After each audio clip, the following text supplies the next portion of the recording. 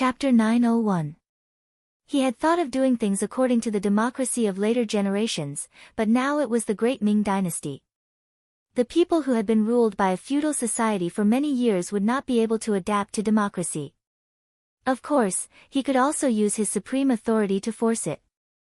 But if that was the case, not to mention the new problems that would arise internally, once democracy was established, would the people agree to his continued expansion of power? The people were peace-loving.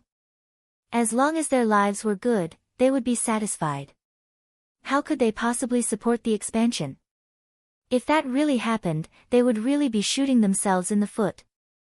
In order to achieve the unprecedented ideal in his heart, Yang Qindong must centralize power in the central government, or even in himself.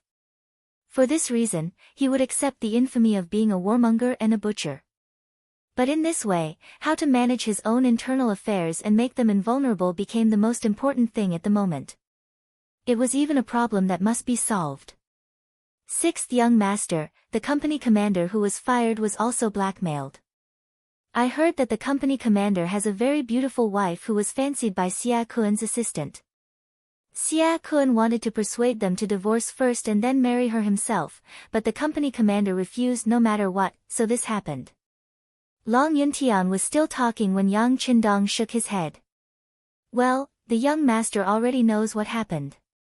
I will send someone to investigate. If it is really as you said, I will definitely clear your name. But before the matter is settled, we can't act rashly and alert the enemy. Do you understand? It was just a one-sided story. Yang Qindong could not completely believe it. He just took it as a reference. But to be able to say this, it meant that he already had doubts about this matter. Long Yuntian, who was kneeling on the ground, was overjoyed. After kowtowing a few more times, he left under Beta Persei's gaze. Young master. There was no one else in the room, so Beta Persei carefully asked for instructions. Yes, we can't doubt Long Yuntian's words, but without investigation, we have no right to speak. How about this, when we reach Crimson City, you go investigate in private and see if what Long Yuntian said is true. Remember, don't make any noise.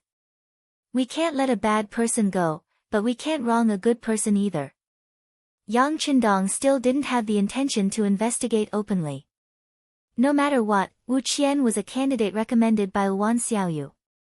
Based on this, he couldn't make a decision without conclusive evidence. Okay. Beta Persei nodded, indicating that he had noted it down. Other than Beta Persei and a few core guards, no one knew about Long Yuntian's secret meeting with Yang Qindong. Another day passed as if nothing had happened. This morning, Long Yuntian came to report that if everything went smoothly, they would be able to reach Crimson City the next day. Yang Qindong brought the three madams out to enjoy the sea breeze. Coincidentally, just as they appeared, not far away, there were several merchant ships that were obviously larger in size. Suddenly, an unknown ship approached. Out of instinct, Yang Heir ordered the guards to prepare for battle. At the same time, he reported to Yang Qindong and asked the young master and the madams to enter the cabin to rest. It's okay. Yang Qindong stood on the deck and shook his head. He had already seen the bright 5-star flag on those ships. Based on this, even if the other party was not on their side, they should be friends.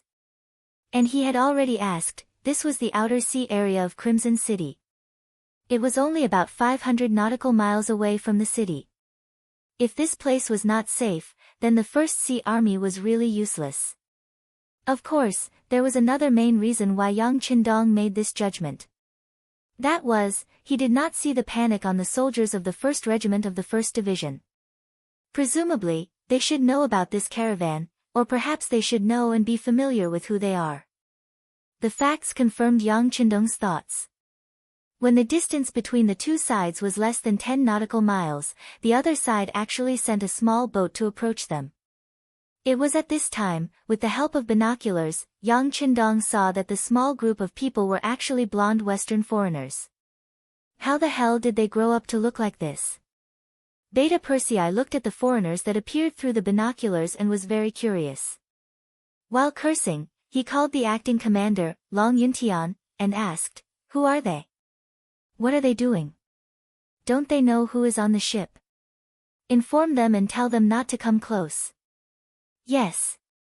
Long Yuntian nodded repeatedly, then went to the bow of the ship and personally commanded the flag bearers to signal the other ship not to come close. At the same time, after consulting Yang Qindong, he fired a shot. The shell landed right in front of the small boat, setting off a monstrous wave. After the shot was fired, the other party's small boat stopped. After seeing the contents of the flag signal sent by Long Yuntian, they replied that they have no malicious intentions. They just want to ask if Long Yuntian has anything to sell. They are willing to pay a high price for it. Tell them no, tell them to stay away. Otherwise, sink them all and throw them into the sea to feed the fish. Beta Persei said angrily, then walked to Yang Qindong and reported the situation. "Call Long Yuntian over." Yang Qindong was interested in this merchant ship that suddenly appeared. He believed that the other party did not know the importance of him and his group on the ship. The reason why they did this was probably not the first time. They wanted to come over, but it was just a habit and they wanted to try their luck. Long Yuntian was quickly called in front of Yang Qindong, and the matter about the merchant ship quickly came to a conclusion. This was indeed a merchant ship team. They belonged to a force called the Kingdom of Portugal, and they did want to trade with them. Countless facts had proven that mercenary fleets often had good things that could not be bought or seen outside. Merchants pursued profit, and they just wanted to complete a transaction. After receiving a serious warning from Long Yuntian, they had already retreated. Portugal. The corners of Yang Qindong's mouth curled into a smile. In this era, the Kingdom of Portugal was still very powerful. They were once glorious in this era, together with Spain. In history, after more than 20 years, the Portuguese finally occupied the northern Moroccan city of Tangier, which had been competing with Spain for a long time. They would develop even more powerful. In history, the Portuguese fleet should not have discovered the great Ming dynasty. It was through the efforts of generations of seafarers that they truly opened the world between the East and the West.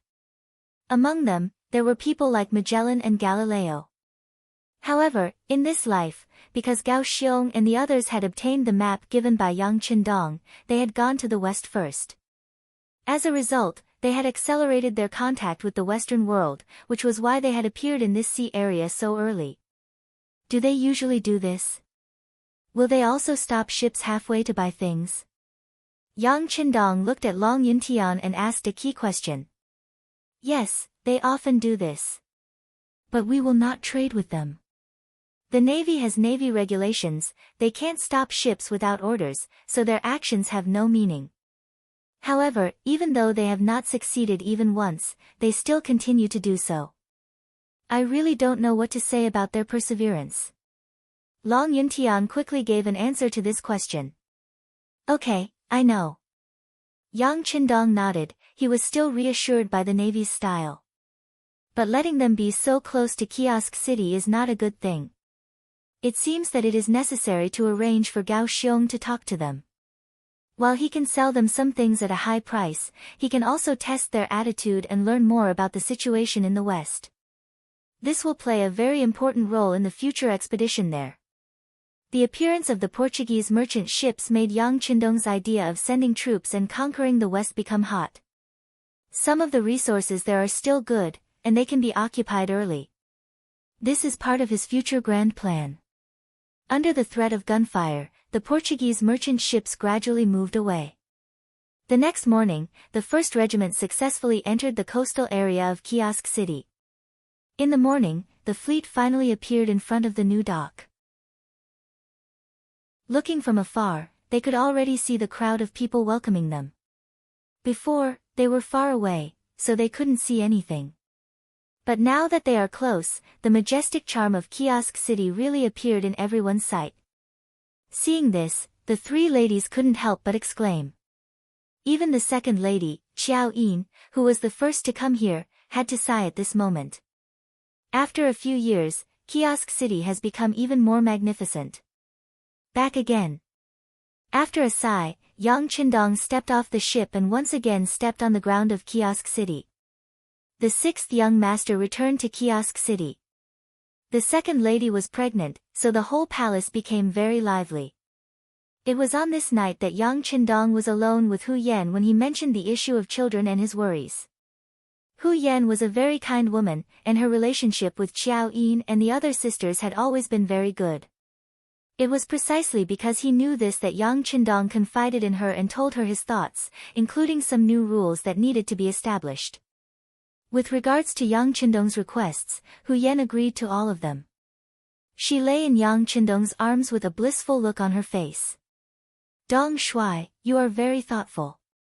This must become a rule. In the future, when any sister is pregnant, they must do this.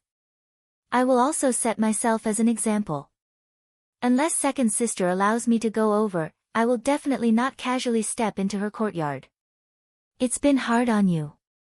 Yang Qindong was touched by Hu Yan's kindness and gently stroked her arm. Chapter 902. How could that be? We are husband and wife. Dong Shuai, please don't speak to me in this manner in the future. Oh right, you went to see my grandparents and parents. How are they? Are they all right? Not wanting to talk about this matter, Hu Yan asked about the situation in the capital of Baiming. All right, they are fine. Father is now a third-rank official and has real military power in his hands. Even if something happens, there will be more room to maneuver.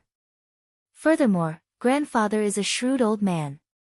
It won't be easy for others to take advantage of him. Pei, what shrewd old man? Dong Shuai, you used the wrong words. Hu Yan said coquettishly. Yes. Yang Qindong raised his hands in surrender. It was my fault for using the wrong words. I should be punished. Let me take good care of Yenner tonight. As he said that, he pounced over. Immediately, there was a cry of surprise. Qiqian City's Department of Supervision. A 4-story building made of red bricks and iron tendons. It represented the supervision and encouragement of authority. Vice Minister Wu Qian was working here. On this day, he was walking home after finishing his work. When he passed by a small alley, a bearded man blocked his path. He didn't look very old. His eyes were very spirited and his voice was like a large bell. His voice seemed to be able to shake the heavens. Are you Minister Wu? The man looked at the average, 1.72 meters tall middle-aged man and asked. I am Vice Minister Wu Qian. Who are you? Wu Qian looked at the man with a puzzled expression. He was very sure that this was the first time he had seen this man. But for some reason, he felt as though they had met before. Wu Qian's residence was only 2 streets away from the Department of Supervision. Usually, in order to train his body, he would walk back and forth. He didn't even bring a single guard with him. Reality proved that Qiqian City's security was very good. This was the first time he had encountered someone blocking his path. Even if he was blocked halfway, Wu Qian's eyes didn't show a trace of panic. There could only be 2 possibilities. First, he was a selfless person. He had no ulterior motives and wasn't afraid of any evil spirits. Also, he was very good at acting. But no matter what kind of person this person was, since he had appeared, he would find a way to make him give himself away. Yes, then the person I'm looking for is you. It's like this. I won't beat around the bush. I'm here for Long Yuntian. Raise your hand and let him live. As a reward, these will all be yours. As he spoke, the man took out a stack of banknotes. Each banknote had 5,000 taels written on it, and there were 10 banknotes in total. It had to be said that the person who came had shown his sincerity. However, in Wu Qian's eyes, contempt appeared in his eyes. What? You want to bribe me, but do you know that we have a law that states that anyone who embezzles 10,000 taels of silver will be beheaded? That's enough to behead me 5 times. Sigh, only you and I know about this.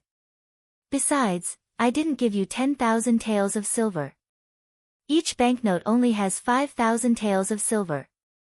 You can't behead me. The person who came was obviously prepared. As he said this with a smile, he said, "Hee, I've asked around. Although your salary is high, these 50,000 taels of silver are enough for you to earn for a few years. How about it?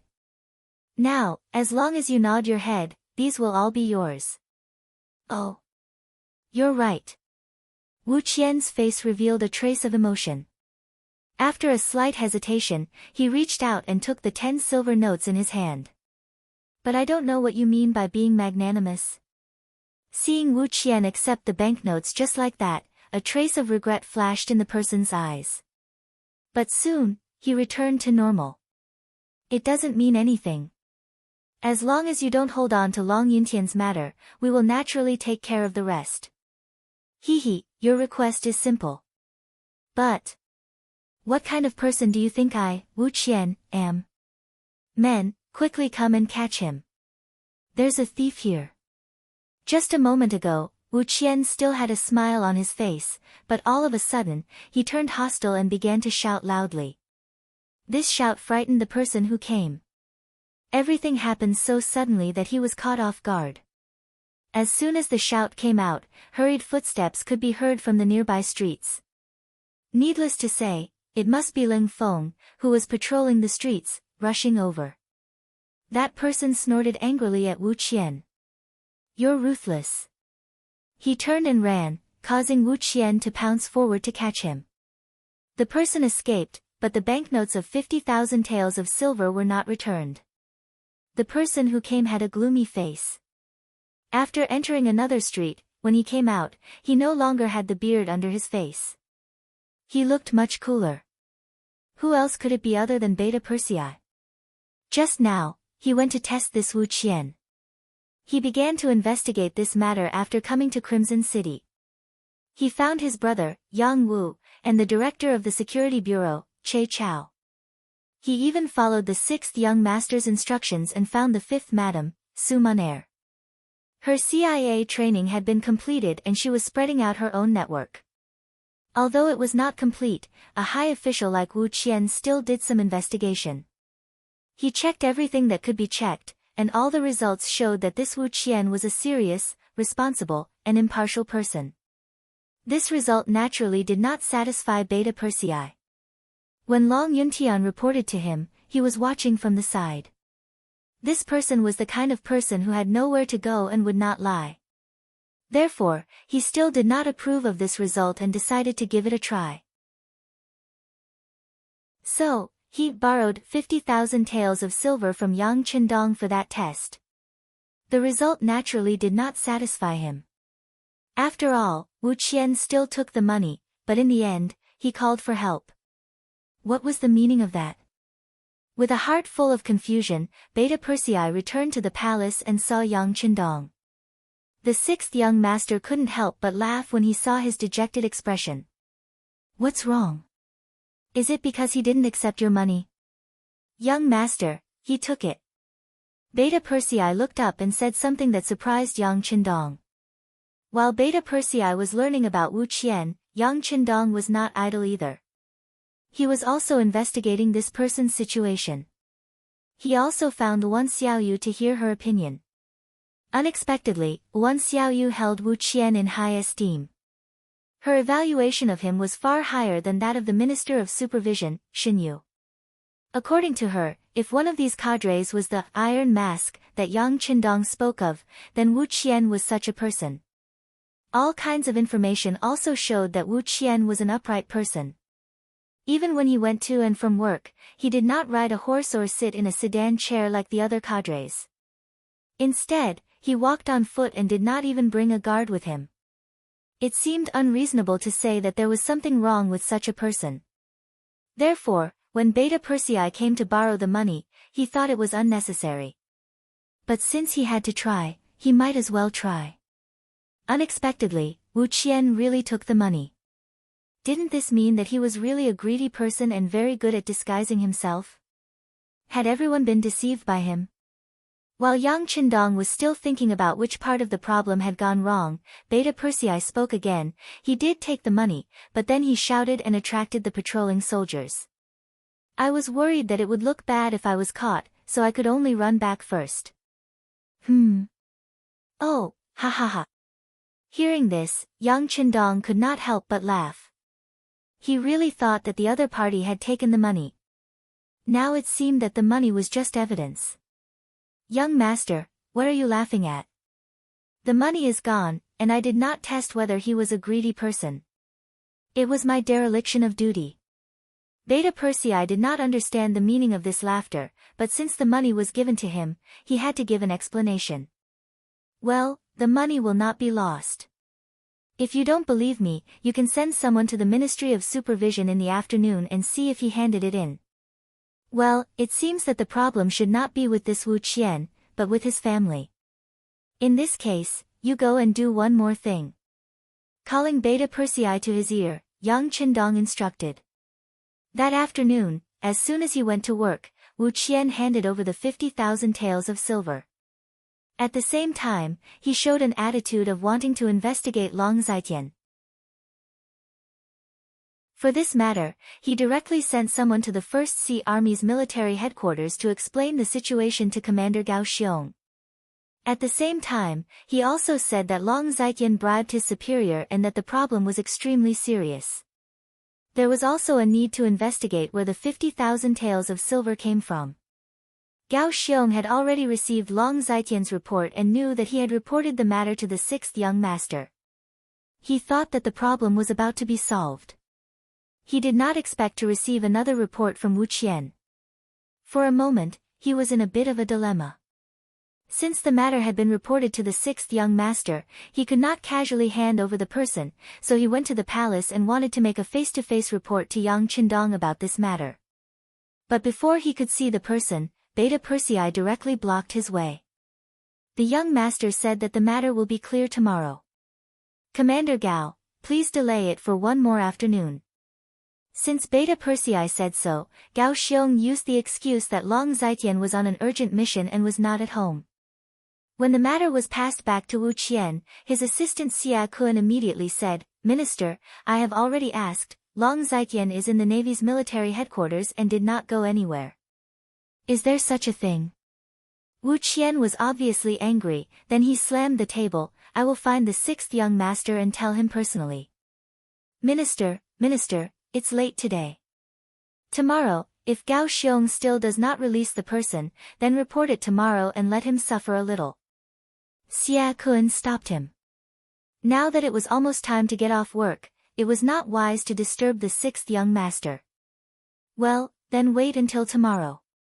If you don't hand over the person, I will go to the palace and see the sixth young master.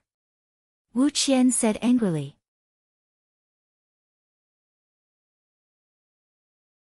Chapter 903. That afternoon, Wu Qian got off work on time. His assistant, Xia Kun, saw that there was nothing for him to worry about. He hummed a tune as he walked out of the monitoring building and went straight to a nearby brothel. There was a very good-looking girl who had just arrived. Xia Kun had spent a lot of money to bribe her. He might be able to be the groom tonight. With a face full of pride, Xia Kun saw that the brothel was just around the corner. With a smile on his face, Xia Kun felt his vision turn black, followed by a pain in his neck, and he lost consciousness. When Xia Kun woke up, he was already in a tightly sealed room. The walls were hung with various torture tools. The raging fire was right beside him, and the feeling of being roasted made his body tense up involuntarily. You're Xia Kun, right? A shout suddenly sounded in his ear, and a big man with a scar on his face appeared in front of him. He held a whip in his hand and looked at Xia Kun with an inquisitive look, as if to see how much punishment he could endure. Ah! Who are you? Who are you? Do you know who I am? Seeing this situation, Xia Kun knew that he might have been kidnapped. If it was really the mercenaries who wanted to arrest him, according to the procedure, they would first show their documents. Even as the assistant of Vice Minister Wu Qian, he needed to greet the Vice Minister's office. However, they did not do so, which was enough to explain the problem. He became extremely nervous. He did not know why these people were looking for him.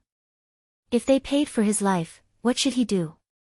Working in the Ministry of Supervision building, Xia Kun was very clear about the mercenaries' policy towards bandits. They had always killed one as an example to others.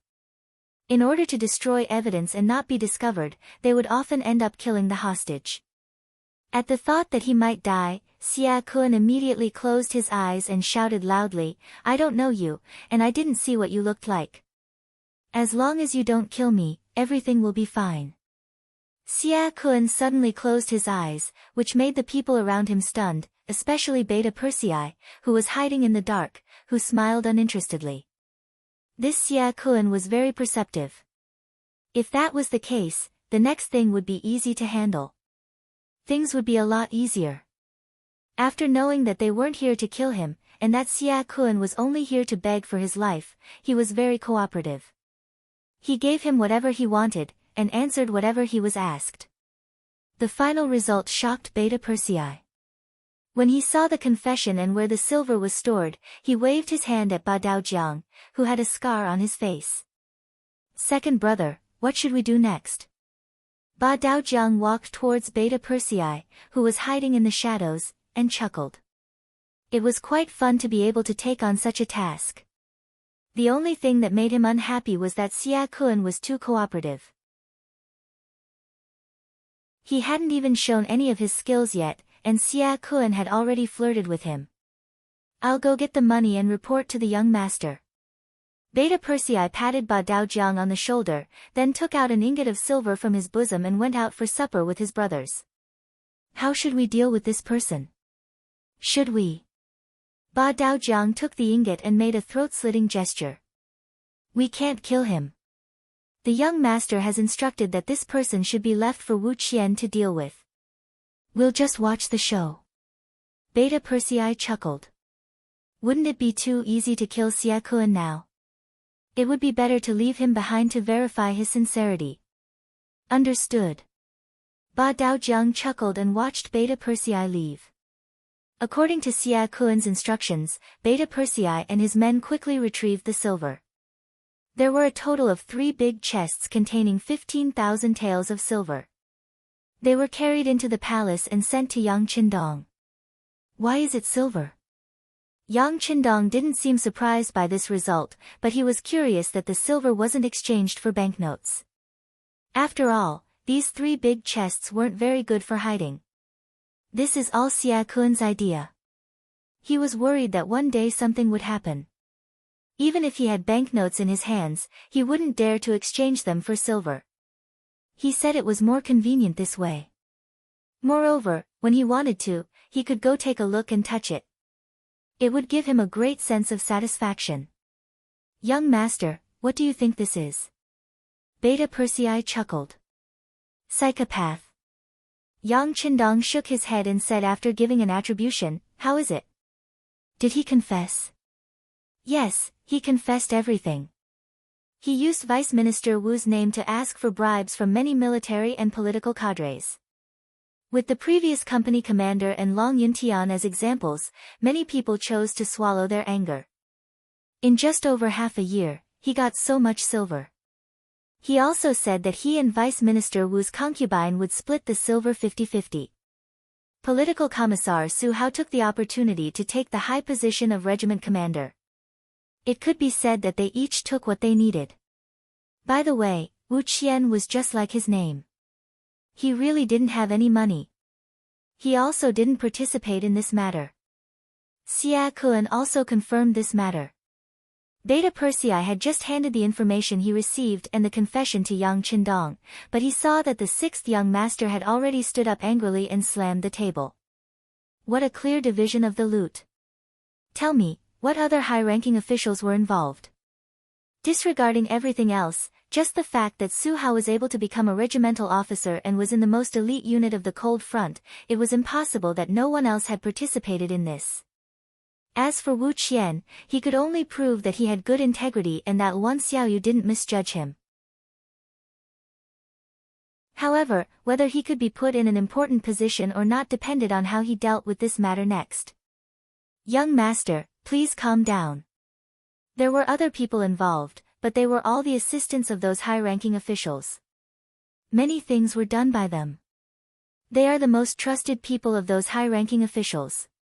Some things were done by them. Beta Persei said in a low voice while carefully observing Yang Qindong's expression. In a sense, he was also one of Yang Qindong's people. This was equivalent to implicating him.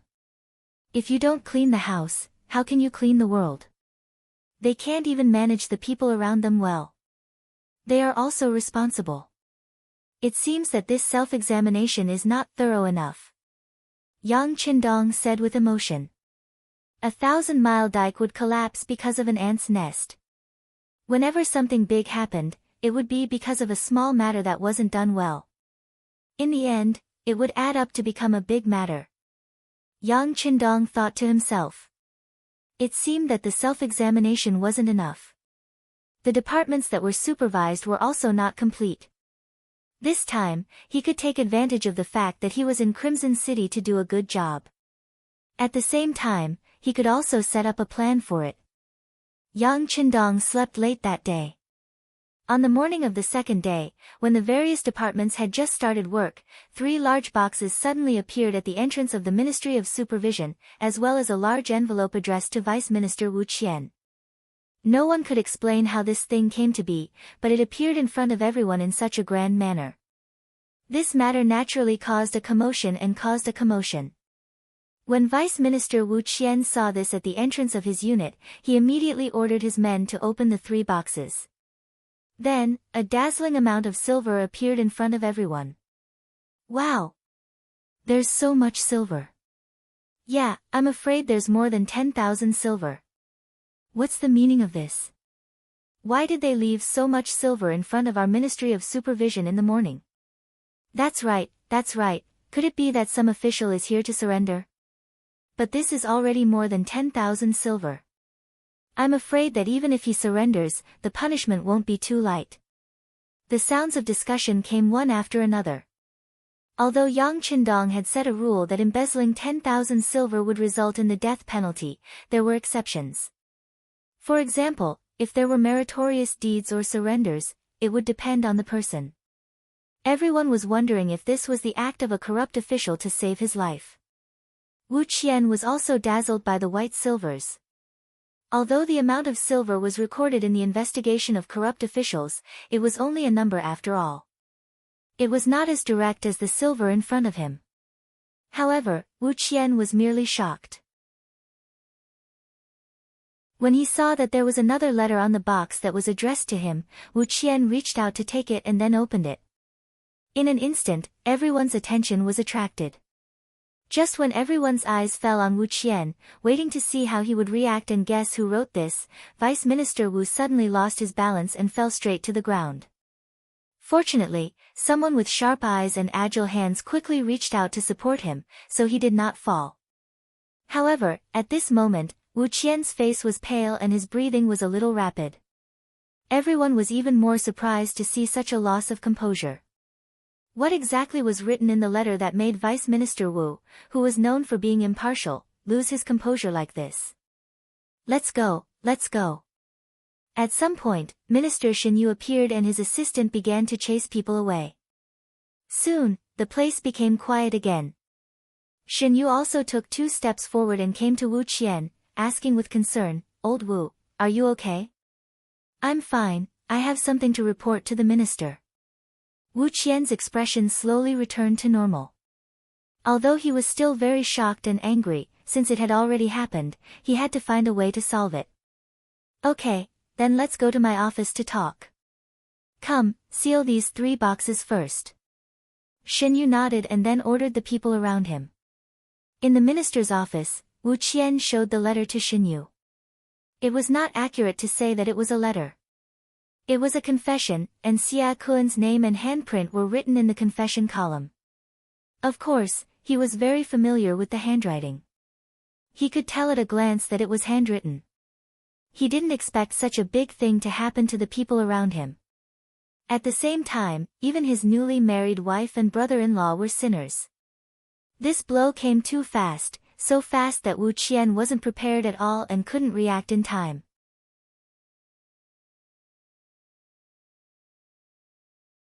Chapter 904. In comparison, Minister Shen Yu was much calmer. After he read the letter, he sighed. He did not expect that his impartial and hard-working deputy would be involved in such a situation.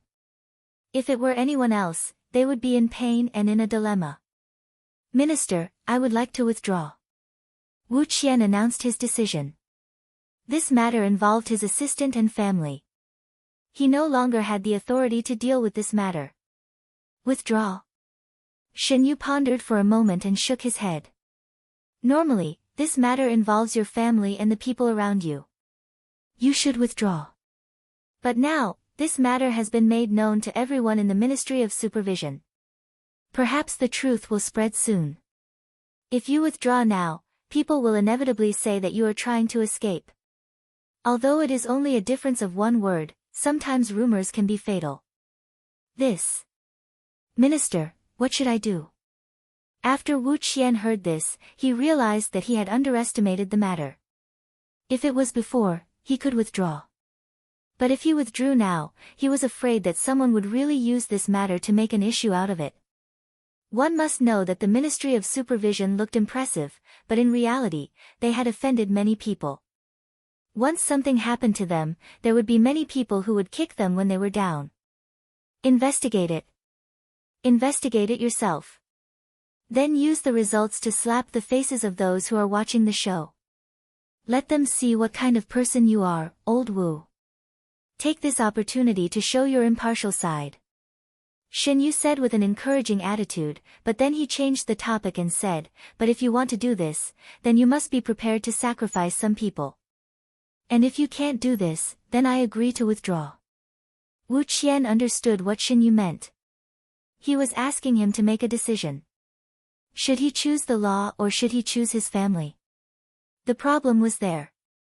Presumably, it was a very difficult choice for anyone. It was even a difficult decision to make. Wu Qian didn't say anything. Shen Yu took out a box of Heavenly Khan cigarettes from his pocket. He took out a stick and put it in his mouth. Then, he took out another stick and handed it to Wu Qian. After lighting it up, he took a puff and said, I know that anyone in your position would be very difficult. But since we're in this position, we have to make our own personal contributions. Our bodies aren't good enough, so we can't go into battle and kill enemies like Ling Feng. But the sixth young master once said that there's no distinction between a position and a job. It's all about making contributions. Think about it. Because of our hard work, many people are now living a life that was unimaginable in the past. Didn't you choose to work here and contribute because you couldn't stand the corruption of the great Ming dynasty? So every time I encounter something that I can't decide, I will think about what my original intention was. Sometimes, I even feel very grateful to the sixth young master. If he didn't send people to bring me here, I wouldn't have known that there was such a world outside the great Ming dynasty. The Han people can live so well, have such self-respect, and be respected by others. To be honest, I like this place. Even when I'm old, I won't regret what I've done because this is the life I want and the life I want to see. Director, don't say any more. When has my original intention ever changed? Don't worry, I'll personally deal with this matter. I'll also let others see what kind of person I, Wu Qian, am. Wu Qian suddenly stood up. His eyes flashed with determination. Yes, he was once an official of the great Ming dynasty. He belonged to the type that wasn't favored. Later on, when the great Ming dynasty split into the north and south, he became an official of the southern Ming dynasty. He was a county magistrate in Yunnan, a place that people called the Savage Land. King Min Zhuang and the others suddenly rebelled and the county couldn't be defended. He followed the people out of the city and went straight to Guangdong. Along the way, he had clearly seen the corrupt officials of the southern Ming Empire. Those officials ate and drank well every day. Then, they turned around and watched the people starve to death because they didn't have anything to eat. From that time on, Wu Qian completely lost confidence in Baiming's officials. Until the start of the money-buying activities, he hid his identity and came to Qixien City. It was also at that time that his wife died of starvation. His current wife was remarried not long ago. She couldn't be considered a main wife, but a concubine. Speaking of which, when Wu Qian first came to Qixien City, he was shocked by everything here. At that time, he didn't have the authority or qualifications to come to Qixien City. He could only live in a small place in the countryside. But even so, he was given enough land to support him. Moreover, the tax was meager. It followed the grain production and there was no pressure at all. It could be said that as long as people weren't lazy, they could live a rich life. However, as a former county magistrate, he was more curious. If the countryside was like this, then what would the city be like? It was also at that time that Wu Qian worked hard and performed well. In the end, he relied on his own strength to complete the process of coming from the countryside to Qixien City. Then, he saw a different world. It was a place that he didn't even dare to think about in reality, but it was his dream. Then, with his hard work, he climbed up step by step until he received the attention of the future 6th Madam Wan Xiaoyu. Finally, he became the Vice Minister of the Ministry of Supervision. Thinking back to the past, if this matter was in the past, perhaps he wouldn't have hesitated too much. But now, he was actually requesting to withdraw. Since he felt troubled, did this mean that his original intentions had changed? After a conversation with Xinyu, Wu Qian pulled himself together and then walked out of the minister's office. A series of orders were sent out from his mouth. First, Xia Kuan, who was sick at home and didn't go to work, was arrested at home. He thought that this time, he could spend money to avoid the disaster. However, when the door was broken open and a squad of law enforcement officers from the Ministry of Supervision appeared in front of him, he felt his vision go dark. He knew that this time, it was over. Then, Political Commissar Su Hao was arrested in the military camp. Originally, he wanted to use his identity as a political commissar to resist. However, when he saw that the person accompanying him was actually Commander Gao Xiong, he knew that resisting was courting death. Finally, Wu Qinshi was arrested. Compared to the two men, she wasn't that panicked. Perhaps she knew that this day would come, or perhaps she thought that she would be fine because she was Wu Qian's concubine. The three main personnel were arrested swiftly and decisively. Then, some staff members from the Ministry of Supervision and other departments were arrested. They were usually the people around the top leaders. Usually, anyone who saw them would laugh at them. However, this time, they were all blocked in the office by the law enforcement officers of the Ministry of Supervision. Every time a leader wanted to stand up and speak, the law enforcement officers would say that they had something to discuss with Wu Qian. With just this one sentence, all the leaders shut their mouths and did not say anything. The Ministry of Supervision was an existence that everyone wanted to avoid. Who would take the initiative to approach them? Beta Persei arranged for people to keep an eye on Xia Kuan and the other wanted criminals in the morning. He was afraid that these people would escape. When he saw the law enforcement officers of the Ministry of Supervision appear, and they were ordered to come by Vice Minister Wu Qian, he knew that his task was completed. The next step was to see how the verdict would be. In the palace, Yang Qindong was accompanying the first Madam Hu Yan and the pregnant second Madam to chat and bask in the sun. Yang Wu suddenly appeared with a document in his hand and an anxious look on his face. "Old Wu, what happened?" Yang Heir saw Yang Wu's anxious expression and walked over curiously. "Old Wu, what happened?" "The verdict is out. A total of 8 people are sentenced to death and 32 people are going to different degrees of reform through labor," Yang Wu said in an excited voice. "So fast." Beta Persei was also surprised after hearing it. It had only been 2 days since yesterday. Although he thought that Wu Qian might continue to be impartial, he did not expect it to be so fast, and the sentence was quite heavy. He reached out and grabbed the document. When he saw the names of Xia Kuan, Su Hao, and Madame Wusu among the 8 people who were sentenced to death, he had to say with admiration, Beta Persei, am rarely impressed by anyone other than the young master. Now I'm impressed by Wu Qian. After a sigh, Beta Persei sent the document to Yang Qindong.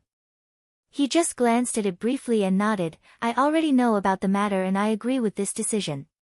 In addition, all the leaders who were implicated will have to write a letter of self-criticism. They will also have to publicly review it in their respective units.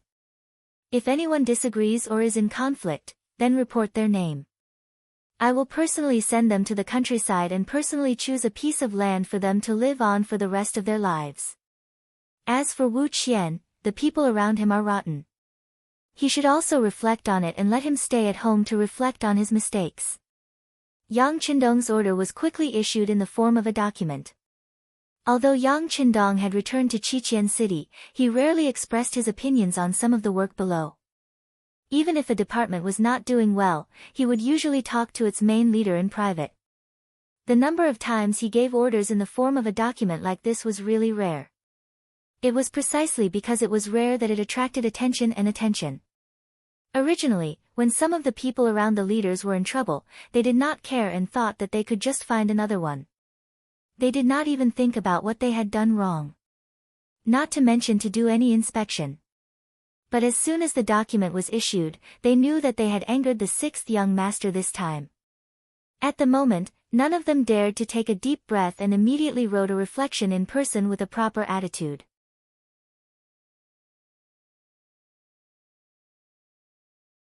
Chapter 905. 8 people were killed and executed on the spot. The execution was carried out on the same night. From being caught to being sentenced, it did not even take 48 hours for them to lose their lives. As for the 32 people who were put through labor, they were also sent out of the city the next afternoon. It could be seen that if they did not work hard and get rid of their problems, they would have to work for the rest of their lives. The matter was resolved so quickly, which was out of many people's expectations. In Crimson Nest City, in a courtyard that was only the size of a courtyard, a valiant and handsome man was looking up at the sky. Looking at the bright moon in the sky, he could not help but say, "What a good method, how admirable." "What are you saying now?" Just as the man was looking at the moon, a woman's voice sounded beside him. It was gentle and pleasing to the ear. "Ha, it's nothing, I'm just admiring the 6th young master's boldness and methods. It should have been like this long ago." Some of the workers around the leaders are even more arrogant than the leaders. If we don't get rid of this trend, something will happen sooner or later. The man turned and smiled.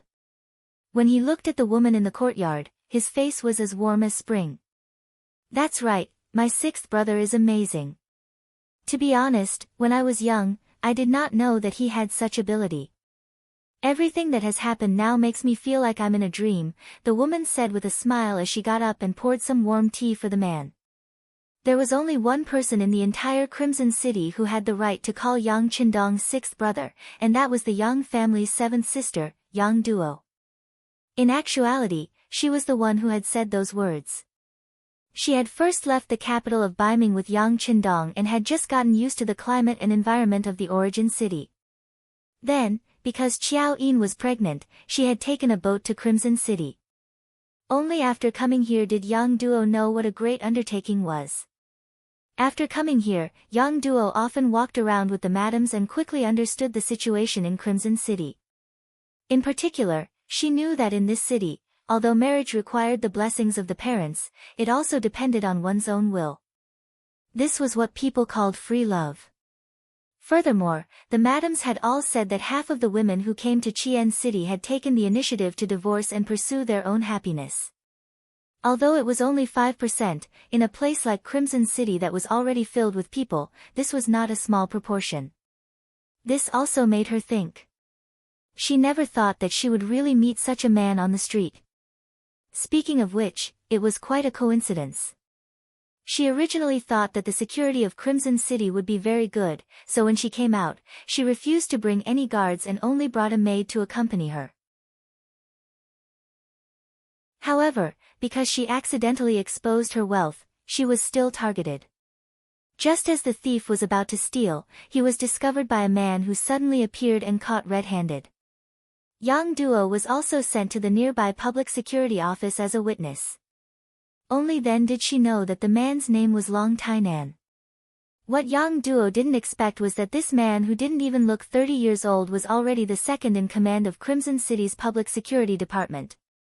Although he was ranked last, he was still considered a high-ranking official. This kind of age and this kind of official position, in the Great Ming Dynasty, was absolutely impossible to appear. Which important minister did not go through more than 10 or even decades of ups and downs in the officialdom? While Yang Duo was shocked, Long Tainan was even more shocked. He originally thought that this beautiful and intellectual woman would be a little panicked after knowing his identity. But who would have thought that she was so calm as if she didn't hear anything? It had to be said that Long Tainan could be considered to have seen countless people. Just when he was in the public security department, he didn't know how many people he had interacted with.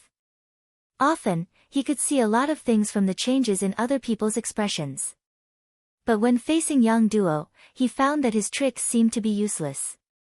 The two of them were curious about each other at the same time. This was not a good thing for men and women. Just like this, the more they wanted to understand each other, the more they knew. Slowly, they finally understood each other's situation, but at the same time, they found that they had already fallen in love with each other. In this matter, Yang Duo more or less felt inferior. After all, she was a divorced woman. Although it was a peaceful divorce, it definitely wouldn't be good if it was spread out. If Long Tainan was also divorced, it would be better, but this man was too perfect. He was almost 30 years old, but he had never been married. In his own words, he was poor in the past and couldn't get a wife. Later, Qiqian was owned by Yang Xie. As a native, he finally had a place to show his ability. He worked hard step by step to get to where he was today. After a lot of effort, he naturally didn't have time to pay too much attention to emotional issues, so he never got married. Yang Duo was not a little girl who would easily believe the words of others. For this matter, she also found the fifth madam and conducted a deep investigation on Long Tainan through the CIA. But the final result was that this person was very innocent. He had never left Ryukyu Island since he was a child. Such a person would definitely not have any problems. After knowing that Long Tainan really didn't intend to get close to her, Yang Duo was relieved. This was mainly because she had been hurt in emotional issues and was really scared. But after a few years, after giving her feelings wholeheartedly again, it was out of control and she couldn't extricate herself. Now the two had reached the point where they were separated by a layer of gauze. If it weren't for Yang Duo's noble status, Long Tainan was afraid that he wouldn't be able to control himself. He didn't reject the fact that Yang Duo had been married once, and it had nothing to do with her being the seventh sister of the sixth young master. In his own words, some feelings were there. He really liked Yang Duo. But even if the two sides already liked each other, they still didn't intend to make this relationship public. In Yang Duo's words, she didn't know what her sixth brother would think of this matter, especially now that there were rumors that the Ministry of Public Security was going to be restructured. The former part-time minister, Yang Wu, would also have to step down and give up this position. When the time came, the competitors would be selected from the 5 vice ministers. Even Long Tainan didn't dare to make his feelings public at this time. Those who didn't know would think that he wanted to use marriage as a way to make his career smoother. If that was the case, Long Tainan wasn't willing to bear the reputation of relying on a woman to get to the top. The two's thoughts were very simple. Once the new minister's matter was settled, they would make this matter public.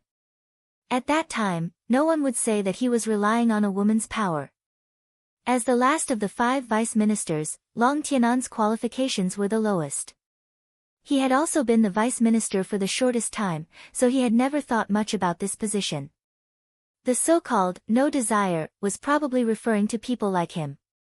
Although he didn't have any further thoughts, it didn't mean that Long Tainan wouldn't comment on what happened in the Ministry of Supervision. One of the 32 people who were put through labor was the assistant of the Vice Minister of the Ministry of Public Security. Because of this matter, everyone knew that the vice minister wouldn't have the chance to be promoted this time, just like Long Tainan. After all, if you can't even manage the people around you, how can you manage a large department? A man and a woman talked about the past and the present under the moon. It was late into the night when young duo had to get up and return to the palace. After all, they weren't married yet. It wasn't good for a woman's reputation to spend the night outside. Although no one dared to control Yang Qindong's sister, she still had to be self-disciplined. Let me send you off. It's not safe on the road. Seeing that young duo was about to leave, Long Tainan said reluctantly. It's fine. After what happened last time, I brought guards with me when I went out. They're all armed with guns. No one dares to provoke me. Young duo smiled and left reluctantly. She was looking forward to their next meeting. In the palace, Yang Qindong was accompanying the fifth madam, Su Man. Ever since the second madam, Qiao Yin, got pregnant, the other madams seemed to feel a sense of crisis. Since then, everyone counted their days. Once the time was right, they would invite Yang Qindong over. Regarding this, Yang Qindong could only feel that he was about to become a cedar. He couldn't complain about anything else. After all, each of his wives were outstanding beauties. As a man, what else could he complain about? Wouldn't that be a little inconsiderate? Tonight was the best time for Su Man, to get pregnant and give birth. Yang Qindong rushed over after having dinner with Qiao Yin. After a round of lovemaking, the two of them lay on the bed and hugged each other. Not knowing when, light footsteps came from outside. Then, without seeing anyone, a voice came in. Madam, seventh sister has returned to the palace. Okay, I understand. Su Man, who was lying on the bed, replied. Then, she buried her head in Yang Qindong's arms. You've worked hard. Yang Qindong kissed Su Man's forehead. Then, as if he remembered something, he said, Oh right, you said that you sent someone to investigate Long Tainan. How is it? You're still talking about it? I wanted to talk to you about serious matters first. Who knew that I would forget everything once I saw him? Su Man complained coquettishly. But only the heavens knew that she had taken the initiative just now. With Yang Qindong's identity, they should be people from two different worlds. But not only did she become Yang Qindong's wife, she was also in charge of the huge Central Intelligence Agency. Just these were enough for her to be satisfied for the rest of her life. As for children, Su Man wanted one. But it wasn't to inherit the throne. She just wanted to leave behind a crystallization of their love, a witness, and a continuation of their lives. That was all. Yang Qindong felt Su Man's thoughts. That was why he treated her so well. He tightened his arms and hugged her even tighter. He asked, Tell me, what kind of person is this Long Tainan? You also know that my seventh sister was hurt emotionally once. I definitely won't let the same thing happen a second time.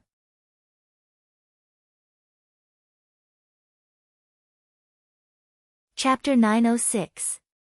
Ever since Yang Duo came to Crimson City, the attention she received in the harem was no less than Yang Qindong's.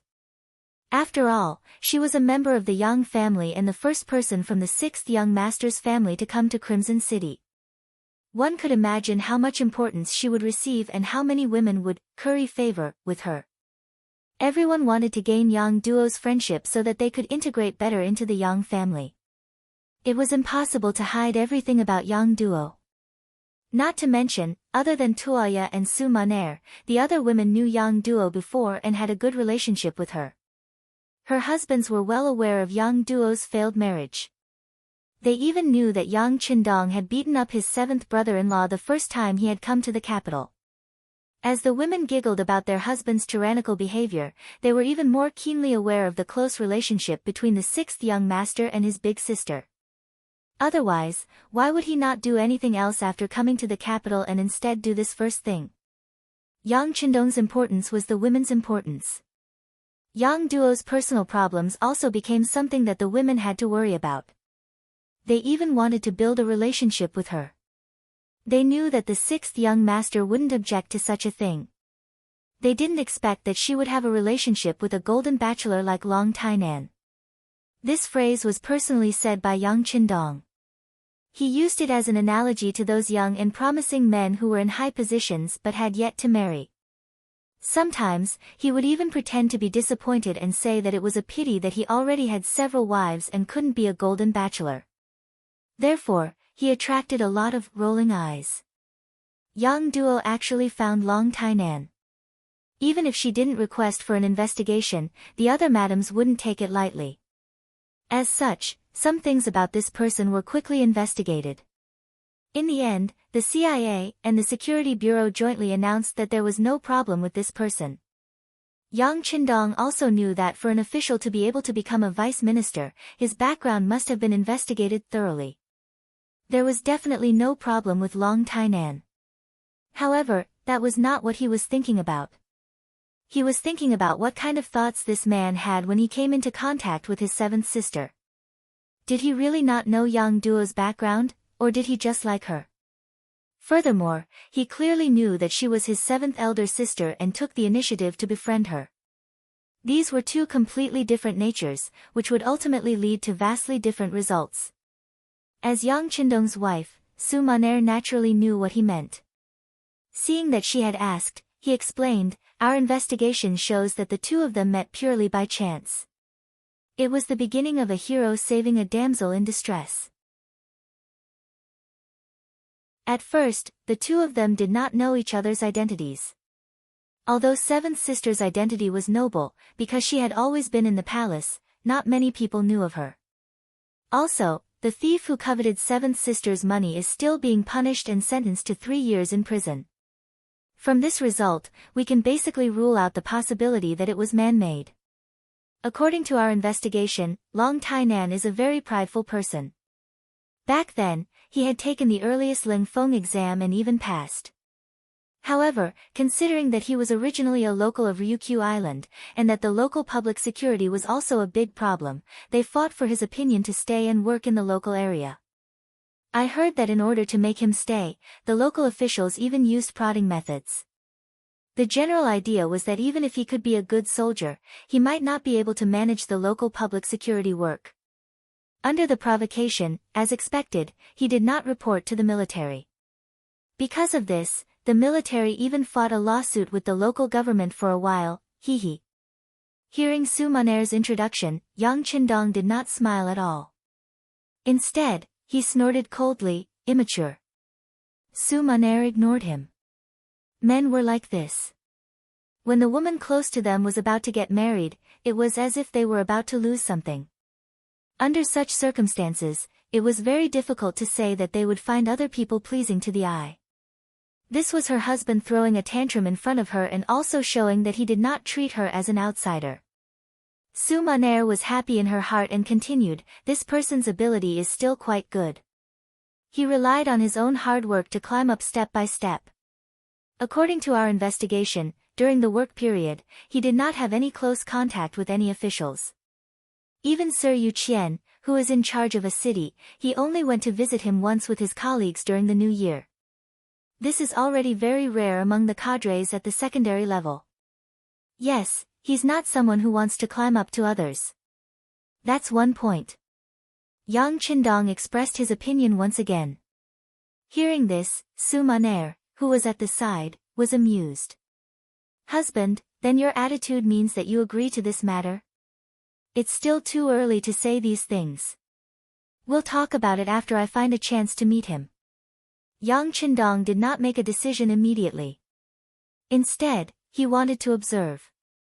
He even had a tentative plan in his heart. He wanted to see how this Long Tainan would solve the problem. No one knew what the two of them talked about next. However, on the second day, a piece of news began to spread in the Public Security Department. That was, the next department head had been chosen.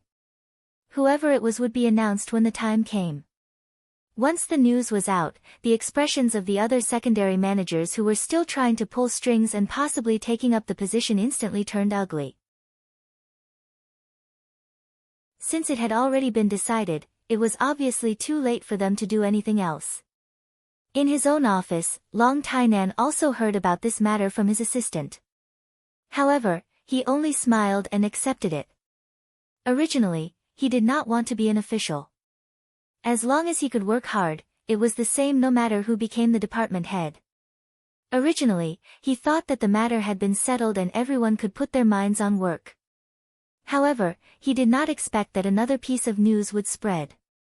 It was said that considering that there were already 5 secondary managers in the public security department, there were already too many of them. One of them had to be eliminated, and this person was very likely to be Long Tainan, who was at the bottom of the list. Once the news came out, the assistant hurriedly reported it and then asked the leader to find someone to inquire about it. Long Tainan was not in a hurry. He thought that such a thing was impossible. It was true that he was at the bottom of the list, but he was also the youngest. He was also very capable. He did not think that this news was true. It was just a rumor. When was there ever a change in personnel that was not like this? However, Long Tainan did not take it seriously. He did not expect that the city lord mansion of Yuqian would spread the news that afternoon. It said that in this change of work, there would be 2 people who would no longer hold the position of secondary manager. They were the secondary manager of the Ministry of Supervision, Wu Qian, and the secondary manager of the Public Security Department, Long Tainan. The news came from the city lord mansion, so there was no need to doubt its accuracy. At this moment, Long Tainan was indeed a little flustered. He did not understand why this was happening.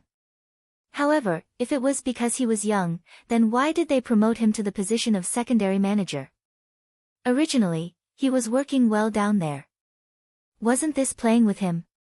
Filled with confusion, Long Tainan returned to the mansion unhappily. Tonight, Yang Duo came again. Originally, the 2 of them did not meet so often. After all, even if they were in a relationship, they had to pay attention to the influence, not to mention that the other party was the sister of the 6th young master. However, it was precisely because she heard about Long Tianan's matter that Yang Duo felt that it was necessary for her to appear. When they met, she even bluntly asked what was going on. If needed, she could go and ask Yang Qindong. If this was said by someone else, it was very likely that they were bragging. However, who was Yang Duo? She would do what she said. If she made up her mind, even if Yang Qindong was already resting, he would still have to dress up neatly and come out to welcome her. Ah, there's no need. On the other hand, the moment Long Tainan saw Yang Duo, the gloominess on his face disappeared. I can't let one person take all the benefits. For me to be able to meet you is already a blessing from the heavens. As for my position as secondary manager, I'll just let it go. I'm still young anyway. As long as I have a job to do, it's fine. Not only did Long Tainan appear to be so open-minded, but he had also thought it through. He even thought that it was probably because the 6th young master knew about his and Yang Duo's matter. Considering the idea of avoiding relatives, he removed the position of secondary manager. However, at the same time, it also meant that he was already seriously considering his marriage with Yang Duo. Yang Duo was a smart person. No matter what, she still had the genes of the Yang family. She quickly understood the meaning of this sentence. Then, her expression changed and she said shyly, "What are you talking about? Could it be that he already knows about our matter?" Hee, that's not strange. The 6th young master can find out about the entire Crimson City and even the entire Ryukyu Island if he wants to. Long Tianan's expression became a lot more serious. From the bottom of his heart, he really respected Yang Qindong, who was younger than him. Originally, Yang Duo came aggressively, thinking that someone was trying to make things difficult for Long Tainan. What, did they think there was no one behind them? If someone really thought that, then she would use facts to tell them that their thinking was very wrong. However, after Long Tianan's persuasion, she knew that it was very likely that the result would be different. She was relieved. After a while, she forgot about the purpose of coming here and changed it to the two of them talking about their hearts under the moonlight. One night passed. The next day, the city lord's mansion issued a decision in the form of a document. The two secondary managers, Wu Qian and Long Tainan, were removed from their positions. As for the new job, there was no mention of it. They were only told to have a good rest first. When the news came out, there was an uproar. Long Tainan was young. Being able to become a secondary manager did attract some envy and even jealousy. However, it was already very difficult for him to become a minister. This time, he was not selected and did not even become a secondary manager. No one was surprised. However, some people said strange things. They said that Long Tainan used connections to attract the anger of the higher-ups and so on. In short, they were all derogatory words. They were just adding insult to injury. However, Wu Qian's matter attracted a lot of controversy.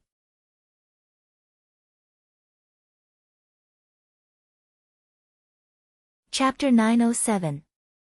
Previously, Wu Qian's assistant and family members had indeed made mistakes, but Vice Minister Wu himself had not done anything wrong. Not only that, his performance in this matter was not bad. He acted swiftly and decisively, and once again displayed his impartial side. At that time, it really caused many people to praise him. But now, it seemed that a problem was a problem. Even if you made up for it well afterwards, you still could not erase the fact that you had made a mistake. Wu Qian's residence, which had very few friends because he was too principled, became even more deserted at this moment. There was almost no one who came to visit him. This matter also caused many officials with integrity to be disappointed. If even Wu Qian had such an outcome, then would they still dare to follow in his footsteps in the future? Were they not afraid of becoming the second Wu Qian? The entire Crimson City's official system was turbulent because of this, and the atmosphere was even somewhat oppressive. Some righteous people could not help but feel sad. Some people who were seeking personal gain were also intimidated by the 8 death sentences and the sentence of the 32 labor camp members. They became cautious and did not dare to act rashly. It gave people the feeling that they could not do anything even if they had done something. Then what should they do? As one of the people involved in this matter, Wu Qian was leisurely staying at home. This was not just a saying, it was really leisurely. As the saying goes, without an official position, one's body would be light. The days in the Ministry of Supervision were very busy. Now that he had time to rest, he could sleep early and wake up late. He also seemed to be fatter than before. After being removed from his position, the house was not taken back. Wu Qian also peacefully stayed at home. When he had nothing to do, he would practice martial arts in the courtyard to train his body. When he was hungry, he would cook for himself. It was quite carefree. But this carefree life was quickly disrupted. On the 10th day of Wu Qian's idle prose, the gatekeeper suddenly appeared with a panicked expression. Wu Qian's face flashed with dissatisfaction towards this old man who had followed him for a few years and yet was still so unsettled in the face of trouble. A person without determination was destined to not be able to achieve great things. However, Wu Qian did not have the habit of scolding his subordinates. This dissatisfaction quickly disappeared and he asked, "What happened? Did someone come to take back the house?" Since he was removed from his position, in Wu Qian's opinion, it was only a matter of time before the house was taken back. Although he loved his current job, who asked him to be the one who did not know how to judge people? Based on the mistakes made by the people around him, it was reasonable for him to be implicated and even be removed from his position. At worst, he could just go home and farm. Wasn't that what most people did? There was nothing wrong with it. No, no, master. The old gatekeeper shook his head repeatedly. Who is that? Could it be that someone is here to capture me? Sigh. Wu Qian shook his head as he spoke. This was the worst outcome he could think of. Although he didn't think that he had done anything wrong, there were some things that weren't right just because you didn't think they were wrong. He had vaguely heard that the sixth young master attached great importance to the matter of his assistant, Xie Kuan. If that was the case, then it was very likely that he would be caught as an example. Perhaps he was really unlucky. Master, no, it's sixth madam. Seeing that his master had guessed wrongly again and again, the old gatekeeper was so anxious that he blurted out what had caused him to be so flustered. What? At this moment, Wu Qian's expression changed again. He had already forgotten that he had just said that the old gatekeeper wasn't calm. He was able to become the vice minister of the Ministry of Supervision today because of the sixth madam's efforts and words. He was very grateful in his heart. Even when something happened this time, someone had tactfully reminded him that he should complain to the sixth madam, but he didn't listen to the advice. In his opinion, the sixth madam had already spoken for him. He was the one who didn't know the right person. How could he still have the face to look for the sixth madam? Therefore, if Wu Qian were to see who he was most afraid of, the sixth madam would definitely be on the list, and she was ranked at the top. It was just that if you didn't look for others, but others insisted on looking for you, how could you stop and refuse? When he heard that the sixth madam had condescended to come to his residence, Wu Qian instinctively tidied his clothes, then quickly got up and walked out of the courtyard. Without waiting for Wu Qian to go out and welcome her, a group of female soldiers appeared first. They were almost the same height. After wearing the same green military uniform, they looked as if they were carved from the same mold, valiant and formidable. Their eyes were like eagles as they scanned the surroundings. Among them, the sixth madam, Wan Xiaoyu, was walking in the middle. To be specific, Wan Xiaoyu hadn't married the sixth young master yet. She was already 17 years old this year, but there was still a year before the legal age of marriage in Crimson Nest City. Since the law was set by the sixth young master himself, he naturally had to abide by it. Although the wedding banquet hadn't been held, everyone had already started to call her the sixth madam. Wan Xiaoyu didn't reject this, perhaps she really liked this form of address. When Wan Xiaoyu appeared, Wu Qian immediately knelt on the ground and said, "Sinner Wu Qian greets the sixth madam. Get up." Wan Xiaoyu looked at Wu Qian and found that he didn't look dispirited because he was idle at home. He seemed to be in good spirits. She smiled and said, "Lord Wu seems to be in good spirits. It seems that you have rested well. Thank you for your concern, sixth madam. Everything is well with Wu Qian." Wu Qian stood up and cupped his hands. "Oh. Is it true? Could it be that you are happy now that you have been removed from your position? Is it because you have never thought of working for Yang Xie? Or are you lying to me?" Although Wan Xiaoyu was only 17 years old, she had already been training for a few years. The way she spoke and treated people was naturally not something an ordinary girl could compare to. Even when facing Wu Qian, when she said these words, she similarly felt a sudden pressure, giving people a lot of pressure. I don't dare. Wu Qian hurriedly shook his head. Sinner knows that he is guilty. It is only right that I be removed from my position.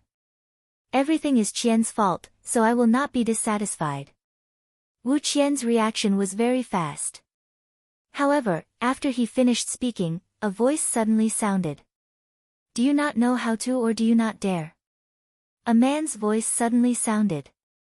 Wu Qian looked in the direction of the voice and saw a row of male soldiers appear behind the female soldiers. They were all wearing black armor. Even their faces were completely covered by the armor.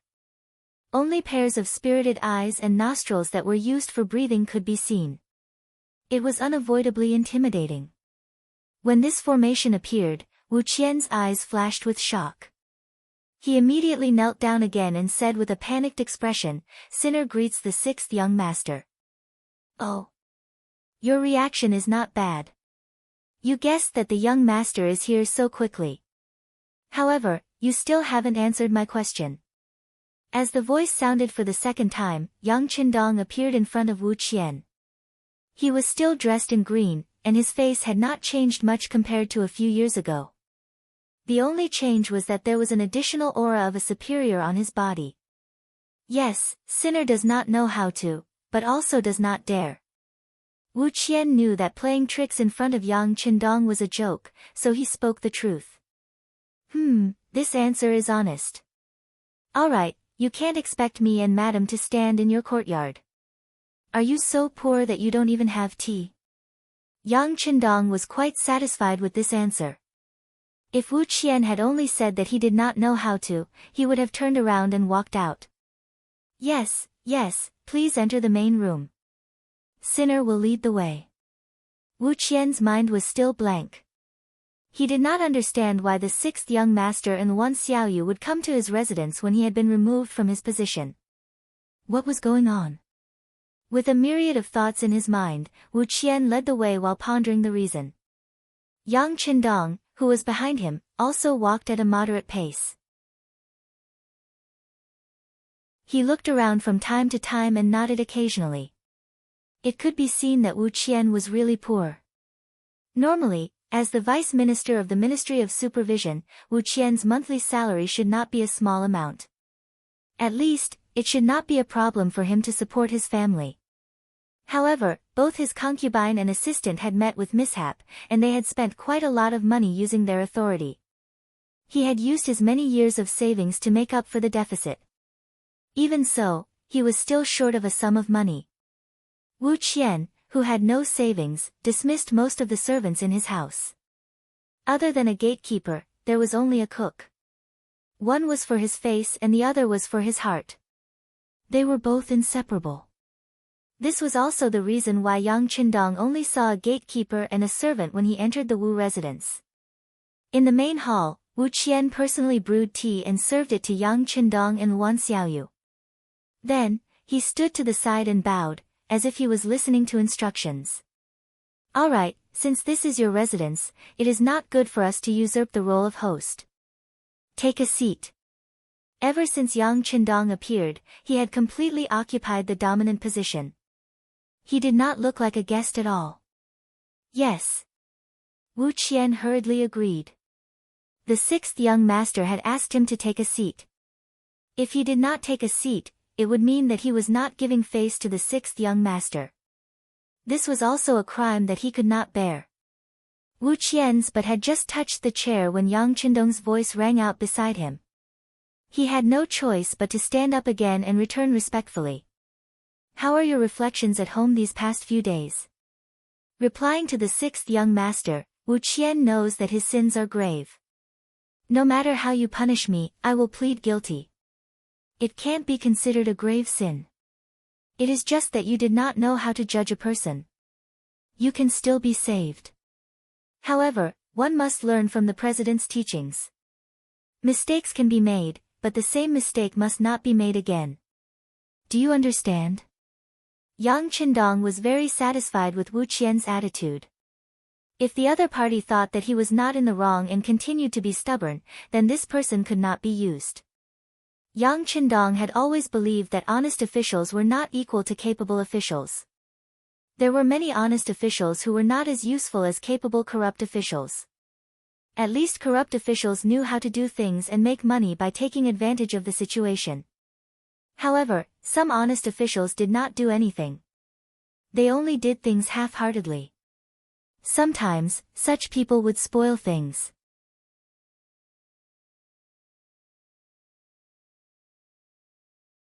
Chapter 908.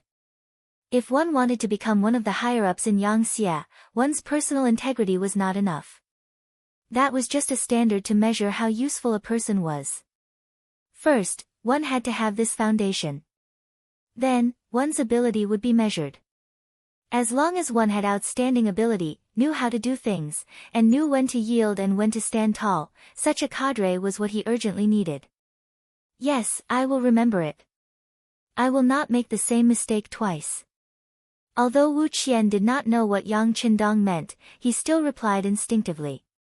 Good, since that is the case, Sixth Madam recommends you to be the head of the anti-corruption department. What do you think? Since he had already admitted his mistake, and the matter was not his fault, Yang Qindong decided to give Wu Qian a chance. I have no objections. I will listen to the sixth young master's arrangements and orders. Wu Qian instinctively replied. But the moment he said that, he was stunned.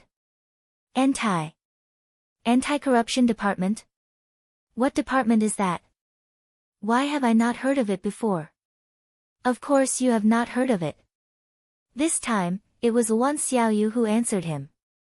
Sir Wu, this is a new department set up by the sixth young master. You should know from the name that it is mainly focused on official corruption. The sixth young master believes that people's hearts are hard to satisfy, not to mention those officials who hold great power. To them, just the supervision of the Department of Supervision is far from enough. With the anti-corruption department, everything would be different. The two departments could take care of things at the same time. In this way, the officials who had done something wrong but still thought they were lucky would know that even if they could deal with the Ministry of Supervision, the anti-corruption department was also a mountain that could not be leaped over. This was the so-called double supervision. Oh right, this anti-corruption department is of the same level as the Department of Supervision. You will be the head, so you can do whatever you want. Wu Qian was originally someone that Wan Xiaoyu had her eyes on. He was also a talent that she promoted when she was the leader of the five-man team. Now that Wu Qian was in an important position, it was equivalent to acknowledging all of Wan Xiaoyu's actions in Qingdong City. If Wan Xiaoyu personally gave this order, it would highlight her reputation. It would let those who thought that she was going to lose power and those who were watching on the sidelines know that she was the sixth madam, the unchangeable sixth madam. His previous self-examination of his movements was also correct. Anyone who questioned his decision would be questioning the sixth young master's decision. That would be unacceptable to the entire Qing city, the entire Ryukyu Island, and even the entire Yangxia Island. Wu Qian listened to Wan Xiaoyu's words seriously. At this moment, his face was already covered in tears. At this point, he understood everything. Whether it was the previous suspension or dismissal, it was just a test. First, he had to cut off the source of all evil around him before giving him a heavy responsibility. In the end, everything was for his own good. After understanding all of this, Wu Qian bowed to the ground again and kowtowed. Thank you, sixth madam. Thank you, sixth young master. I will definitely live up to your expectations. I will do my best until the day I die. Wu Qian had clearly submitted. Wan Xiaoyu turned her head and smiled at Yang Qindong. She knew that Big Brother wouldn't wrong any good person. Thinking about how she had pleaded with Big Brother before, how laughable was that? With Yang Qindong's ability and sharp eyes, was there anything that could be easily hidden from him? Yang Qindong also smiled. After the investigation, he found that Wu Qian, who was not an official during this period of time, had performed very well. He did not make a fuss nor was he decadent. Only such a person could be reborn. Only such a person would shine brightly when placed in an important position. Wu Qian accepted his new position. What followed was Yang Qindong's warning. Other than reminding him to be careful when using people in the future, he also told him about the establishment of the anti-corruption department. The location had already been chosen. It was also a 4-story building that occupied a large area. As for the personnel, he could transfer them from all over the place. In short, he would give you whatever you wanted. However, the results of the work had to be shown. Other places didn't matter. Within 3 months, Qing City wouldn't allow any corrupt officials or officials who used their power for personal gain. Within half a year, the entire Ryukyu Island wouldn't allow any corrupt officials to appear. Otherwise, if he found out, Wu Qian's position as minister would be over. Catch them at the root. In the future, the political department will also seriously review the promoted officials. They will require their assets to be publicly announced, their previous records to be publicly announced, and their personal talents to be publicly announced. In the process of these 3 announcements, if there are any problems, they have to be carefully investigated. In short, don't give corrupt officials a place to live. Yes, sixth young master. I will remember. Wu Qian said very seriously. Since Yang Qindong trusted him so much, he had to act. He wanted to do everything for the sake of the public. He wanted those problematic officials to hear his name in the future to be unconsciously afraid. About an hour later, Yang Qindong and the sixth madam walked out of the Wu estate. There was no one nearby. Wan Xiaoyu said happily, "Big brother, thank you. I should be the one thanking you. Thank you for finding a talent for our Qing city. Hee hee." Wan Xiaoyu was very happy after being praised. Then she looked left and right and found that this wasn't the road back to the palace. She asked curiously, "Big brother, where are we going now?" "We're going to Vice Minister Long Tianan's house." Yang Qindong replied with a smile. After solving Wu Qian's problem, it was time to solve the other minister candidate. In the Long estate, compared to Wu Qian's place, it was quite lively. At least Long Tainan had Yang Duo by his side. Since Long Tainan was removed from his position, Yang Duo came more frequently. After Long Tainan lost his position, he didn't have to be as scrupulous as before. Instead, he could express his love for Yang Duo more naturally. Previously, there were all sorts of rumors, but once the matter became true, Yang Duo really wanted to ask her younger brother what was going on. Wu Qian had committed the crime of not knowing how to use people. What crime did Long Tainan commit? In this regard, Long Tainan expressed a very clear refusal. In his words, he wasn't originally committed to the position, but because he really wanted to do something. Since there was no such opportunity now, then he would just go home and do farming. At that time, his wife and children would warm the bed. It would also be a wonderful thing. But he was worried that Yang Duo couldn't bear the hardships. Yang Duo listened to Long Tianan's plan for the future and her face was full of joy. She was also a person who liked to fight. Many years of education told her that her man was her sky. Therefore, she yearned to go to the countryside and do farming. As for whether she would dislike it or not, if she was really keen on people with power, then she could just ask Yang Qindong for a job. Why did she have to get it from her husband? It was precisely because of Yang Duo's simplicity and kindness that made Long Tainan very fond of her. In the past 10 days, the relationship between the two had been rapidly warming up. It was even to the point of discussing marriage. They were only waiting for the higher-ups to make arrangements for Long Tainan. Once all his official positions were removed, then they could leave here and find a place on the island where few people knew them to live a good life. All of this was so beautiful, but it was all disrupted by the sudden arrival of Yang Qindong. The gatekeeper nervously reported that a large group of people had arrived outside. When a young man among them claimed to be the sixth young master, his legs were still spinning. Obviously, he couldn't believe this fact. Who was the sixth young master? How could he come to a house where an official was removed? On the other hand, Yang Duo wasn't surprised, but she was still worried. Instinctively, she thought that her sixth brother's appearance was for her. After all, she wasn't anyone to Long Tainan yet. A woman always running around in a man's house. It wouldn't be good if word got out. "Tainan, don't say anything later. I'll deal with everything.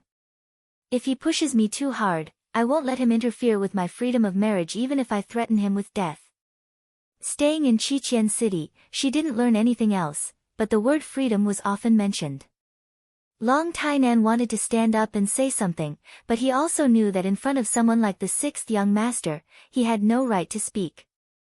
If he didn't do it well, it would make things even more embarrassing. So he nodded.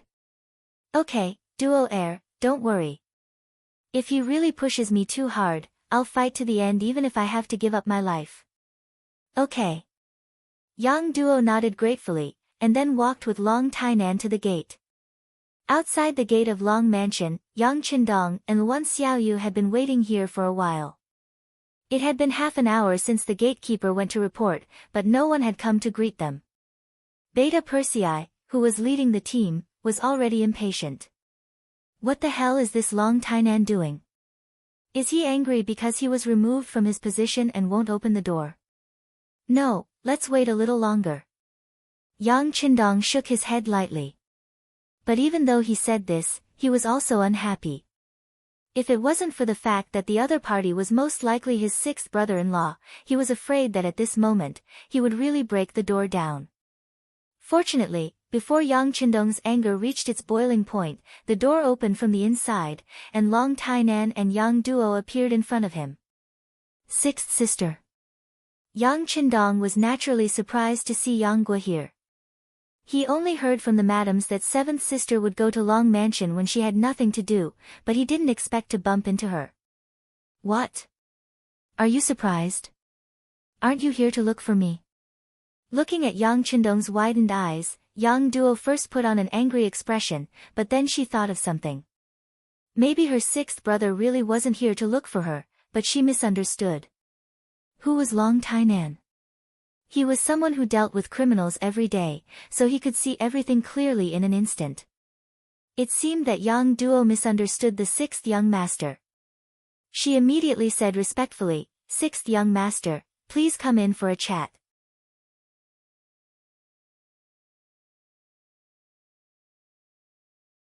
Chapter 909. Okay.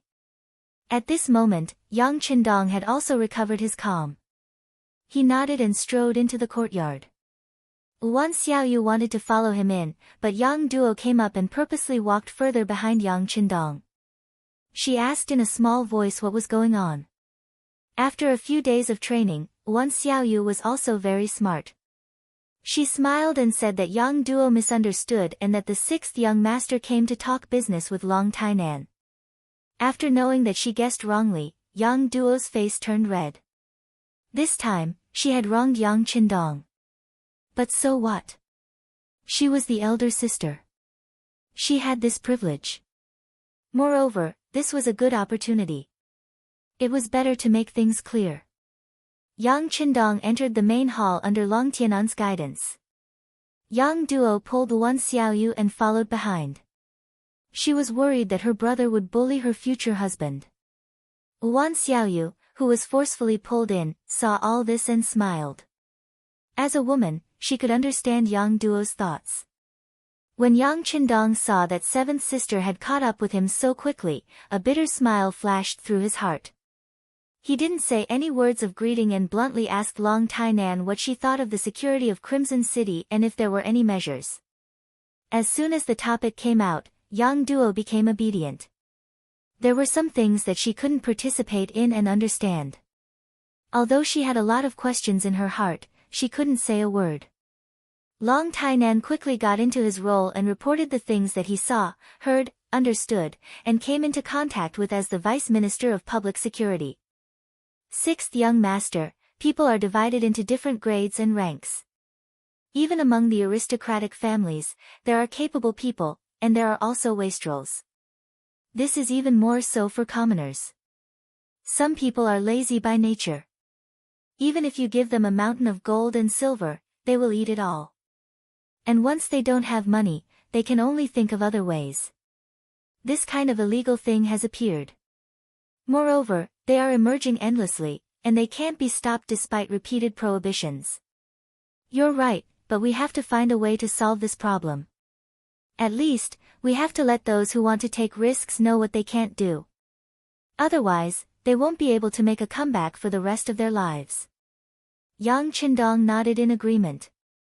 Throughout the ages, there would always be some bad elements appearing, even in prosperous times. This was the reason and necessity for the existence of the Public Security Department. If you want to reduce this risk, then you have to be heavy-handed. You have to put in a lot of effort in the area of punishment. This is the principle of killing the chicken to warn the monkey. At the same time, they could also think of some solutions from the root.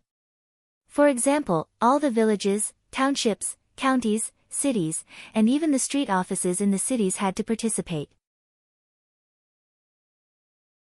While vigorously disseminating the law, they could create more personal files. Some of the troublesome ones would be the focus of their attention. Once they discovered any problems with them, they would immediately talk to them and correct their mistakes. This way, supervision would become a routine. Even if they can't be watched for a while and do something wrong, we can quickly find our target from this information. We can quickly arrest them and bring them to justice. This will restore peace to the people and make a list of the bad guys. For example, we can also set up a reward system. Give rewards to those who report. This way, even if it's for the sake of benefits, people will still pay attention to others. Maybe we can also set up some joint measures. For example, if any of the 3 clans commit a crime, the 3 clans will not be allowed to work in the unit. They will also be disqualified from joining the Cold Front as auxiliary soldiers. Their family members will also not be allowed to work or go to school in the city. This way, more people will help us supervise their family members. This will be more effective in controlling the crime rate. Of course, if we do this, we will need the cooperation of many departments. We will also need to fork out a lot of money. Not bad. After listening to Long Tianan's report, Yang Qindong knew that this person must have a mature plan in mind. He couldn't help but sigh. Opportunities were indeed prepared for those who were prepared. The problem you raised and the solution are very good. How about this? Go back and write a detailed plan and report it to me. If there are no problems, we will use this as the standard to distribute it. We just need to fork out some money. Compared to the damage their crimes will cause to the city and the people, this is nothing. Thank you, 6th young master. Long Tainan quickly clasped his fist to express his gratitude. You don't have to thank me. Just do your job well in the future. This time, I'm actually here to inform you that the Public Security Department will be transformed into the Ministry of Public Security. The intention is to maintain public order. When the time comes, this department will be responsible for the security of the entire island. It will also be responsible for arresting those who break the law and guiding the security of other provinces. It's a difficult task. What do you think? Is there a problem with you being the department head? After Yang Qindong finished speaking, he looked at Long Tainan with a smile. The biggest reason Yang Qindong admired Wu Qian and Long Tainan was that they knew when to advance and when to retreat. Speaking of which, one of them had a good personal relationship with the 6th madam, and the other was more likely to become his 7th brother-in-law. After they were removed from their positions, they could have asked someone to pass on the message that they were looking for a new position. However, they didn't. This alone made him satisfied. Although if they really did so, for the sake of the 6th madam and 7th sister, he wouldn't be stingy and would arrange a new position for them. However, the position would definitely not be as important as it was now. It was because these 2 people knew when to advance and retreat that Yang Qindong gave them a great opportunity. He also believed that once these 2 people agreed to this appointment, they would definitely be able to do this job well. Now, he was just waiting for Long Tianan's answer. Long Tainan didn't immediately agree. He hesitated for a few breaths of time before he raised his head and asked carefully, 6th young master, I'm still young. My qualifications, you don't have to worry about this. The candidates for the Vice Minister of the newly established Ministry of Public Security will be approved by you. At that time, they will have no choice but to bow their heads. As for qualifications, I'm younger than you. Yang Qindong laughed loudly. Long Tainan could only be the Vice Minister of the Ministry of Public Security if he agreed. With this condition, those Vice Ministers had to show their loyalty. If anyone dared to not cooperate, then they would have no chance to be the Vice Minister. With this condition, he had the biggest trump card. Those Vice Ministers had no choice but to bow their heads. At this moment, Long Tainan finally felt relieved. He also knew that Yang Qindong was entrusting him with an important task. Thinking that through his own efforts, he could change the public security of the entire Yangxie force. At this moment, he had already thrown the matter of farming to the countryside to his ear. He promised, Long Tainan is willing to go through fire and water for the 6th young master. I won't hesitate to die 1,000 times. Ha, good. Yang Qindong was very satisfied when he heard such a promise. However, he didn't forget to mention that the public security situation would change a little in 3 months and a big change in half a year. If the public security situation still didn't improve, then he would punish them. Long Tainan was still very confident about this.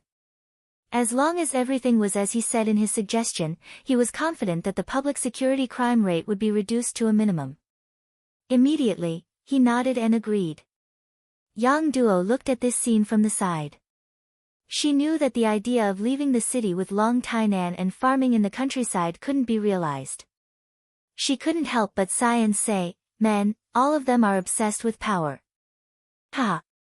Hearing this sentence, Wan Xiaoyu just covered her mouth and chuckled. At this time, Yang Qindong also looked over. After his gaze fell on Yang Duo, he coughed lightly. "What's going on between you and my seventh sister?" "Sixth young master, we really love each other." Long Tainan knew that there had to be a conclusion to some things, so he took the initiative to admit it. "Really love each other? Do you know that my seventh sister has been hurt emotionally?" Yang Qindong's face also became cold. This matter related to seventh sister's future happiness, so there was no room for carelessness. "I know. I haven't seen what the previous person was like, but he must be a bastard. He didn't know how to cherish such a good woman." Long Tianan's eyes flashed with hostility. He was obviously a little angry.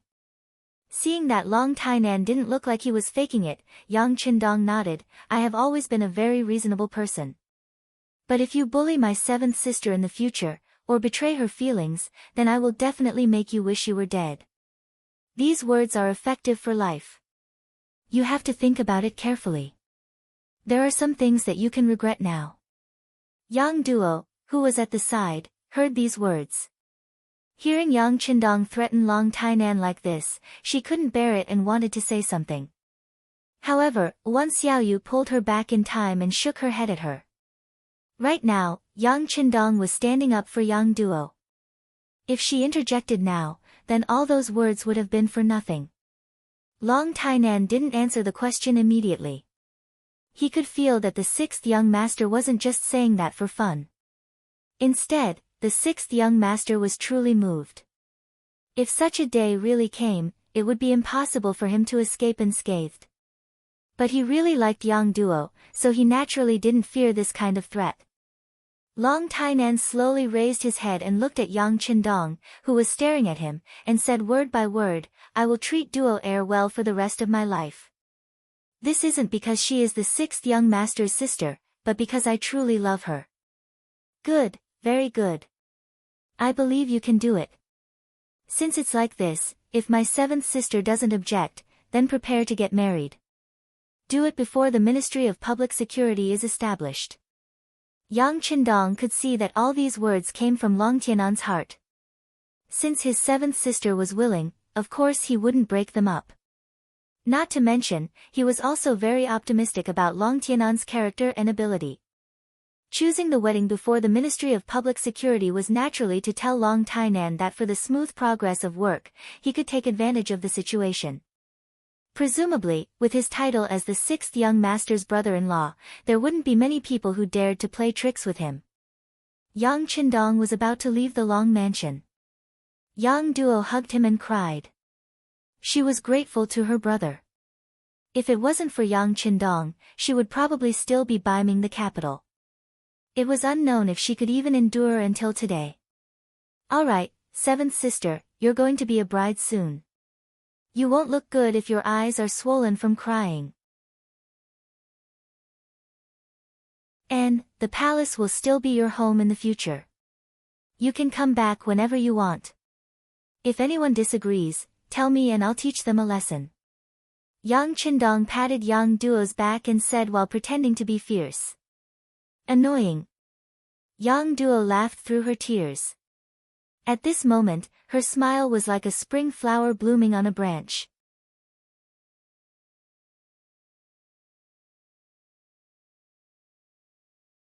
Chapter 9-10.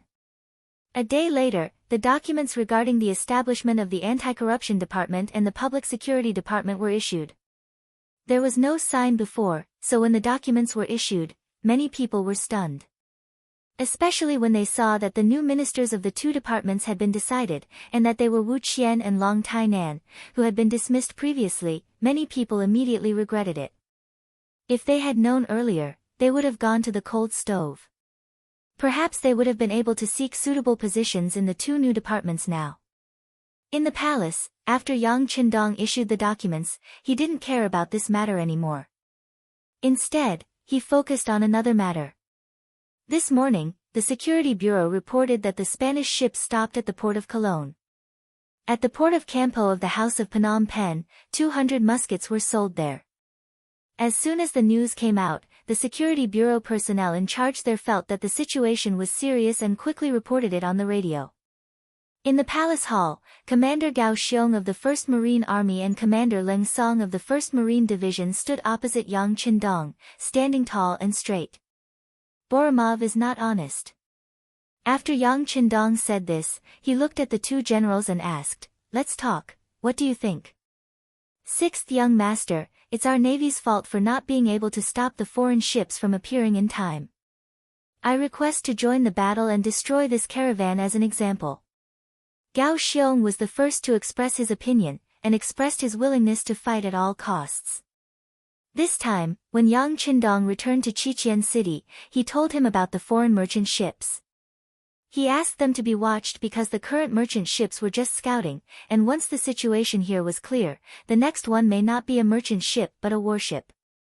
Although Gao Xiong's ability was good, and he was also ruthless as a pirate, he didn't think that these foreign merchant ships could pose a threat to them. Whether it was financial resources, military strength, or firearms, he was stronger than the opponent. Since they were willing to pay for protection, it was a good thing for him. Forcing them to leave was really a bit unreasonable.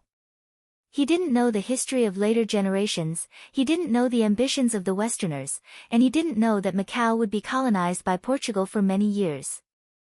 Therefore, even though Yang Qindong had mentioned this matter, he had only arranged for people to pay more attention to these foreign merchant ships and had no intention of dealing with them. But now, the Spanish caravan wanted to sell firearms to the Golden Border dynasty, which was tantamount to supporting the enemy. If it was not dealt with, who knew what the two sides would trade next time? Once everyone had firearms, the safety of Vietnam and Laos would be worrying. Yes, we have to fight. It's just that I think that not only should we attack the Spanish caravan, but we also need to warn the Golden Border dynasty to hand over their guns. Otherwise, don't blame us for launching a large-scale attack. Leng Song, the head of the 1st Division, also expressed his intention to fight. The duty of the army was not only to protect the safety of the territory. Sometimes, showing off their fists was a better way to show the necessity of their existence. There was already a 1st Army at sea, but there was no sign of establishing a 1st Army on land. Perhaps this was a good opportunity. Both generals asked for a fight. This time, it was Yang Qindong's turn to ponder. War was not a game. There were too many things involved, including the mobilization of soldiers, logistical support, replenishment of weapons, occupation of cities and regions after victory, post-war reconstruction, and so on. These all required a lot of money. It would not be wise to rashly start a war without considering all of this. Well, I'll think about it. You can go and prepare first.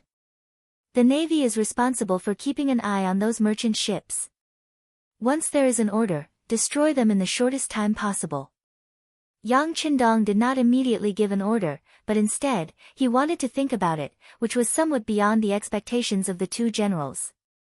But this was the meaning of the 6th young master, so they had to obey. They immediately agreed and left the hall. They did not know that this time, Yang Qindong did not immediately order the troops to attack. That was also his reason. Because this time, what he wanted was not only to teach the Golden Border dynasty a lesson, but also to prepare for a war to destroy the country. Since he wanted to destroy the country, if he did not prepare in advance, how could he occupy such a large territory? If he did not handle it well, he would have made a wedding dress for others. So he did not do anything. Once he did, he was bound to get the biggest benefits. As such, just the number of people needed was a huge number.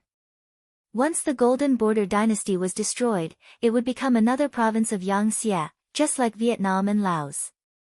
Then, how many people should be placed there to further rule it and form a general trend? Firmly controlling it and preventing civil strife was one of the first things to consider. The grassland was now stable. Not long after he left, he had fought several big battles. For a while, there should not be any enemies there. But there had been no news from the three masters of Ling Feng, Wu Sheng, and Chen Bo. To what extent had their battle with the Golden Horde reached? Was it possible that they had failed and even attracted the army of the Golden Horde? If that was the case, then Bai Ming and even Walla and Yes Hen would take the opportunity to attack. As for North Korea, they had always been a vassal state of Bai Ming. The Li dynasty there had always followed the Great Ming dynasty. This time, they saw their ships at sea again. They were an existence that could cut off their supply line at any time. If Bai Ming really attacked Shecheng, how could they stand by and watch? At that time, they would have one more enemy. On the Japanese Empire's side, the Security Bureau had already sent news that the Emperor was preparing to attract more people and forces to fight against the general. Once the two sides fought, no matter who won in the end, Yang Qindong would take the opportunity to intervene. Otherwise, once either side completely controlled the place, it would be a big obstacle for him to send troops to the Japanese Empire in the future. There was also the Siam and Awol dynasty around the Golden Horde dynasty. Would they watch him attack the Golden Horde dynasty? If the lips are gone, the teeth will be cold. They would not do this. How to restrict them and not let them play a role in this war was also a problem that needed to be seriously considered. After summing up all these things, Yang Qindong suddenly found that his strength was still too weak. Once several places fought at the same time, it was conceivable that the military force would be stretched thin. It was even possible to lose land. It seems that I need to make a good plan, Yang Qindong said to himself. He picked up the pen and paper on the table and began to write the preparations that needed to be done. 7 days later, 7th sister Yang Duo's wedding. Yang Qindong, as the only relative in Qiqian City, naturally had to show up. After some excitement, the next day, Yang Qindong issued the first order to prepare for the war. The formation of the First Land Army. The commander was Ling Song. His rank was also promoted from colonel to major general. This order, which was late for nearly a year, made Ling Song's eyes fill with tears. During this period, he was confused, and even decadent, but in the end, he survived. Now that his dream had finally come true, he found that he wasn't that excited. On the contrary, a strong fighting spirit flowed in his heart. He wanted to take advantage of the upcoming battle to prepare for it. This time, he had to show off his might. The soldiers who were ready to enter the First Land Army began to report from all over the country, enriching the team and making it stronger. Soon after, the second order was issued. 200,000 people and 30,000 educated young people were selected to be ready to move at any time. In order to encourage everyone's enthusiasm, once they moved, each person would be given 20 mu of grain field or 100 taels of silver. They could choose one of the suitable jobs. When the army and people were ready, Yang Qindong sent another telegram to the first city, asking the city lord, Yu Mian, to arrange 50,000 Mongolian people to be ready to move at any time. He also informed Tiger's Mane to let the 1st Cavalry Division prepare for battle. If they wanted to become the strongest cavalry in the world, they needed to constantly kill. Since there were no big battles around the first city, they would be arranged to participate in the battle in the Phnom Penh dynasty. Next, there were 2 provinces in Vietnam and Laos. The 2 governors also received the preparation of 30,000 people to come and move at any time. Yang Qindong was preparing for the occupation after defeating the Phnom Penh dynasty. With the participation of 340,000 people, it would play a great role in winning the people's hearts and ruling this place. The orders were issued one by one. After Yang Qindong participated in the opening ceremony of the Anti-Corruption Department and the Ministry of Public Security, he ushered in the Spring Festival of 1454 AD. He accompanied his wives to celebrate the Spring Festival happily. On the 7th day of the Spring Festival, he took the ship of the new army's 4th Division from Qing City straight to Lao Province. At this time, it had been more than 3 months since Yang Qindong came to Qing City. This time, he raised his sword high again and slashed toward the Phnom Penh dynasty. Yang Qindong met Yuan Shaoqian again in Mahase, a city in the southeast of Lao Province. This time, it had been more than a year since they parted. After more than a year of experience, Yuan Shaoqian was more capable and mature. The sense of immaturity on his body had faded a lot and was replaced by a more mature temperament. As soon as he saw Yang Qindong, he gave a standard military salute. "Sixth young master, you've worked hard." "You've worked hard too." Yang Qindong smiled and returned the salute. He patted Yuan Shaoqian on the shoulder. "How is it? Are you used to living and working here?" "It's okay. At first, I felt that the burden on my shoulders was a little heavy. I was out of breath for a while, but now I'm used to it." Yuan Shaoqian smiled and asked Yang Qindong to sit on the first seat. Then he also chose a seat next to him.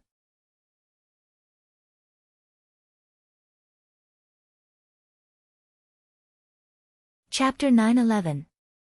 People always have to grow. This is a process, and it is also a wealth. If you accumulate it well, you will benefit a lifetime. All the data has shown that the construction and work in Lao Province is very good. You, as the governor, should be the first to contribute. After Yang Qindong sat down, he praised Yuan Shaoqian for a while. This was not a casual praise from Yang Qindong, nor was it a routine praise. From the data, from the feedback of the Security Bureau and the CIA, the work in Lao Province was indeed very smooth. Compared to Vietnam Province, which had been conquered 4 months ago, Laos had already surpassed them in many aspects. Judging from this point alone, Yuan Shaoqian had indeed done a good job. In fact, he could even be used as the basis for the Analects of Confucius. "Thank you, sixth young master, for the praise. We have done far enough, there are still more things to do." Yuan Shaoqian said modestly. "Ha, okay, you did a good job, I am very happy, Xiaoyu is also very happy. You don't know, since you left Qiqian City, Xiaoyu has sent me countless telegrams. She is very worried about you, and she is very concerned about you. The facts also proved that I was not wrong. You did a good job, her worries were unnecessary." Ha! Seeing that Yang Qindong was in a good mood, Yuan Shaoqian just smiled. Although he and Yuan Xiaoyu were brother and sister, and their relationship had always been very good, it would not be long before they became master and servant. This was something that had to be clarified first. Father and son, there was the etiquette between a ruler and a minister, and then there was the relationship between father and son. Knowing that Yuan Shaoqian had a sense of propriety and would not say anything on sensitive issues, Yang Qindong changed the topic. "Tell me, how is the situation here now? It has been more than a year since the last battle. Did anyone forget the pain and want to jump up?" "Yes. The sixth young master is really good at predicting things. Some people really don't learn from their mistakes.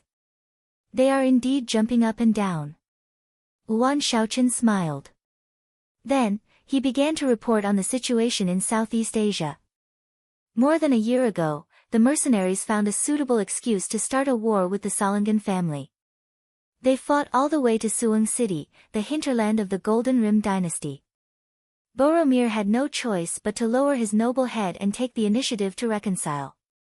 The war had brought peace to Laos, and over the past year, Laos had been developing rapidly. The economy had recovered and was even better than before, and the standard of living of the people was also improving day by day. As Lao Province became more powerful, the commoners lived better lives, and it attracted more and more commoners from nearby countries to migrate to Lao Province. This was a good thing for Yuan Shaoqian, who was in urgent need of manpower, but it was a headache for the surrounding countries. They all sent out envoys to protest. In their words, Laos was using another method to encroach on their interests. Once there were no commoners in the country, what could they do? At that time, the country would no longer be a country.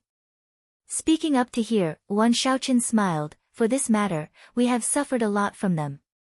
However, with the idea that strength is the right to speak, we in Yunnan province did not pay attention to them. Instead, we adopted the method left behind by the sixth young master. We deliberately strengthened the close relationship with the Siam dynasty and the Awad dynasty. We also selectively closed some of the entrances to the two neighboring countries, and gave them more preferential policies in commercial cooperation. On the other hand, we continued to impose the previous high-pressure policy on the Golden Rim dynasty. In this way, under the unfair treatment, the Golden Rim dynasty could not sit still. Wave after wave of envoys were sent over. After their protests were ineffective, they blamed their allies, the Siam dynasty and the Awad dynasty, according to our plan.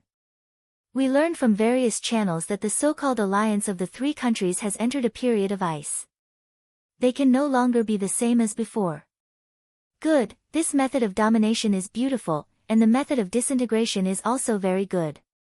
Shaoqian, then you estimate that if we start now, will the alliance of the three countries still unite to fight against our army? Yang Qindong laughed with satisfaction. Now it seemed that leaving Yuan Shaoqian to preside over the overall situation in Laos was indeed very correct. Sixth young master, are we going to start?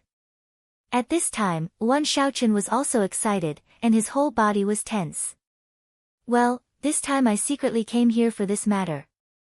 But the premise is that once we start against the Golden Rim dynasty, will Siam and Awad send troops, how many troops will they send, and whether their attitude will be firm. We must figure this out in advance. Yang Qindong nodded. Yuan Shaoqian was someone he trusted. Naturally, there was nothing that he could not tell him. What's more, if he wanted to win this war, he must get Yuan Shaoqian's full support. After telling the truth, Yuan Shaoqian became more excited. Good, it's time to fight. Sixth young master, you don't know, since we started to discriminate, the Golden Rim dynasty has also taken a lot of corresponding measures, such as increasing the military control at the border, strictly checking the people who want to migrate, strictly inspecting the caravans sent by us, and even imposing heavy taxes, etc. Sigh.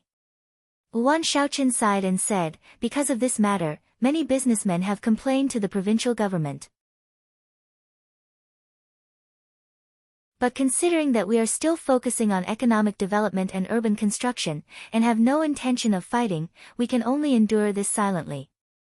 Now it's good, we can finally teach them a lesson. Looking at Yuan Shaoqian's emotional voice, Yang Qindong just smiled. As the governor of a province, while receiving respect and glory, there were also some pressures that needed to be shouldered.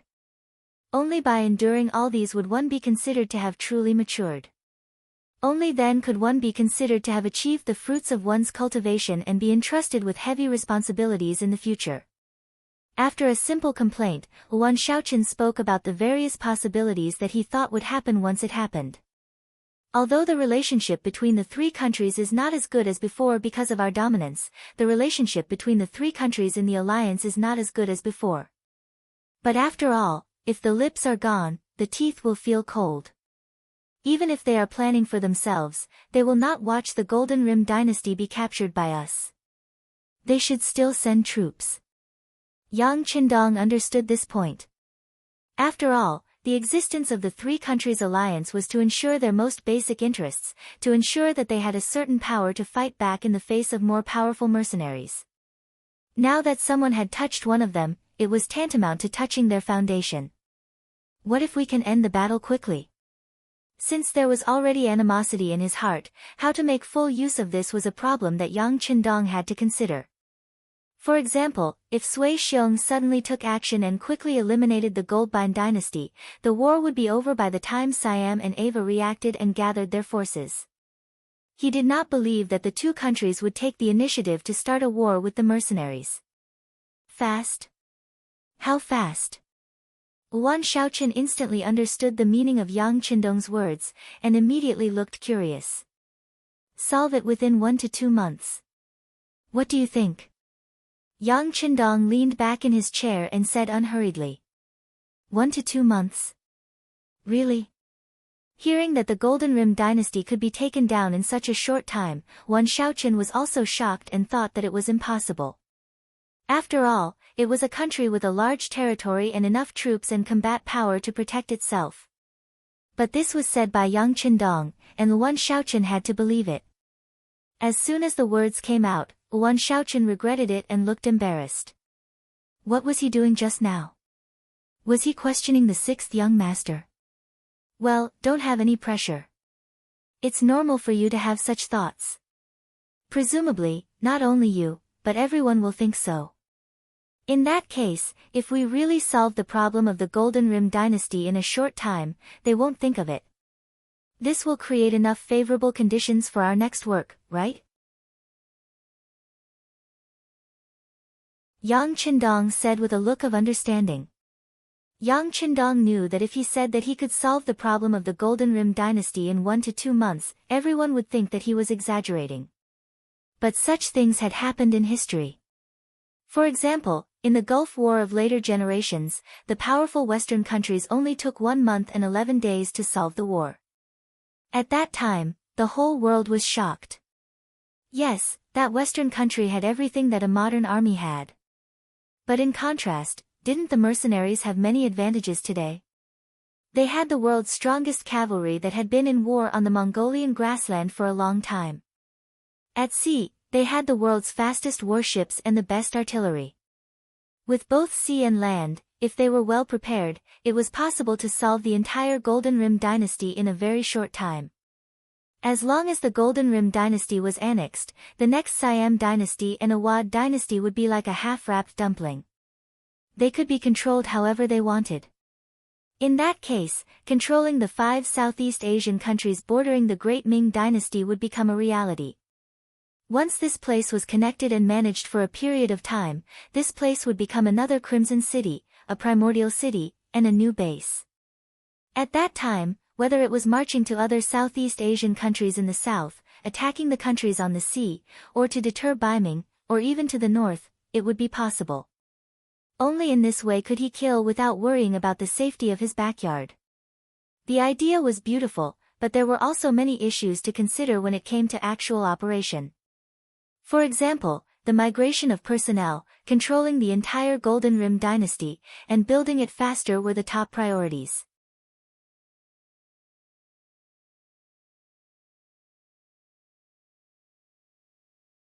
Chapter 9-12.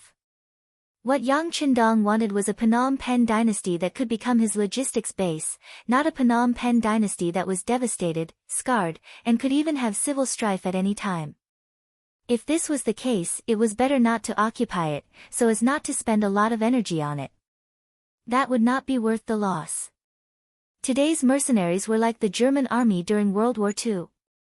They had strong military strength and financial support in the early stages of the war. However, after fighting one battle after another, he was ultimately defeated. One of the most fundamental reasons was that they couldn't see their own strength at all. They thought they were the best in the world, but they didn't know that strong combat power was not equal to strong ruling and management ability. Yang Qindong never thought of becoming a fat man in one bite. What he wanted was how to win wars quickly and steadily without shaking the foundation.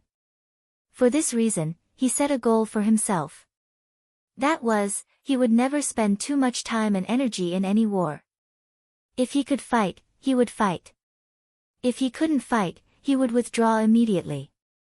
Otherwise, once he fell into the quagmire of war, he might not be able to extricate himself. Once there was a problem in a certain link, it was not a matter of whether he could win others, but whether he could survive or not. Having a broader vision and a worldview beyond the world was also a major advantage of Yang Qindong. It was something that others could not compare to. Yes, if we can really solve the problem of the Phnom Penh dynasty in 1 or 2 months, then we can really catch them off guard and make them unable to send troops to help. In this way, I will do it. I will try to delay the time for Siam and Awa to send troops. After understanding Yang Qindong's intention, Wan Shaoqian promised. Not only that, Laos and Yunnan province need to provide 30,000 people to the Phnom Penh dynasty. There must be a certain proportion of skilled workers among these people. After the war, it means that there will be reconstruction. This work is also very important. What Yang Qindong wanted was not only the full support of Luan Shaoqian, but also the help of people and talents. Of course, the money for the reconstruction of the Phnom Penh dynasty after the disaster will be provided by Chichen City. Laos doesn't have to worry about this. Oh, that shouldn't be a problem.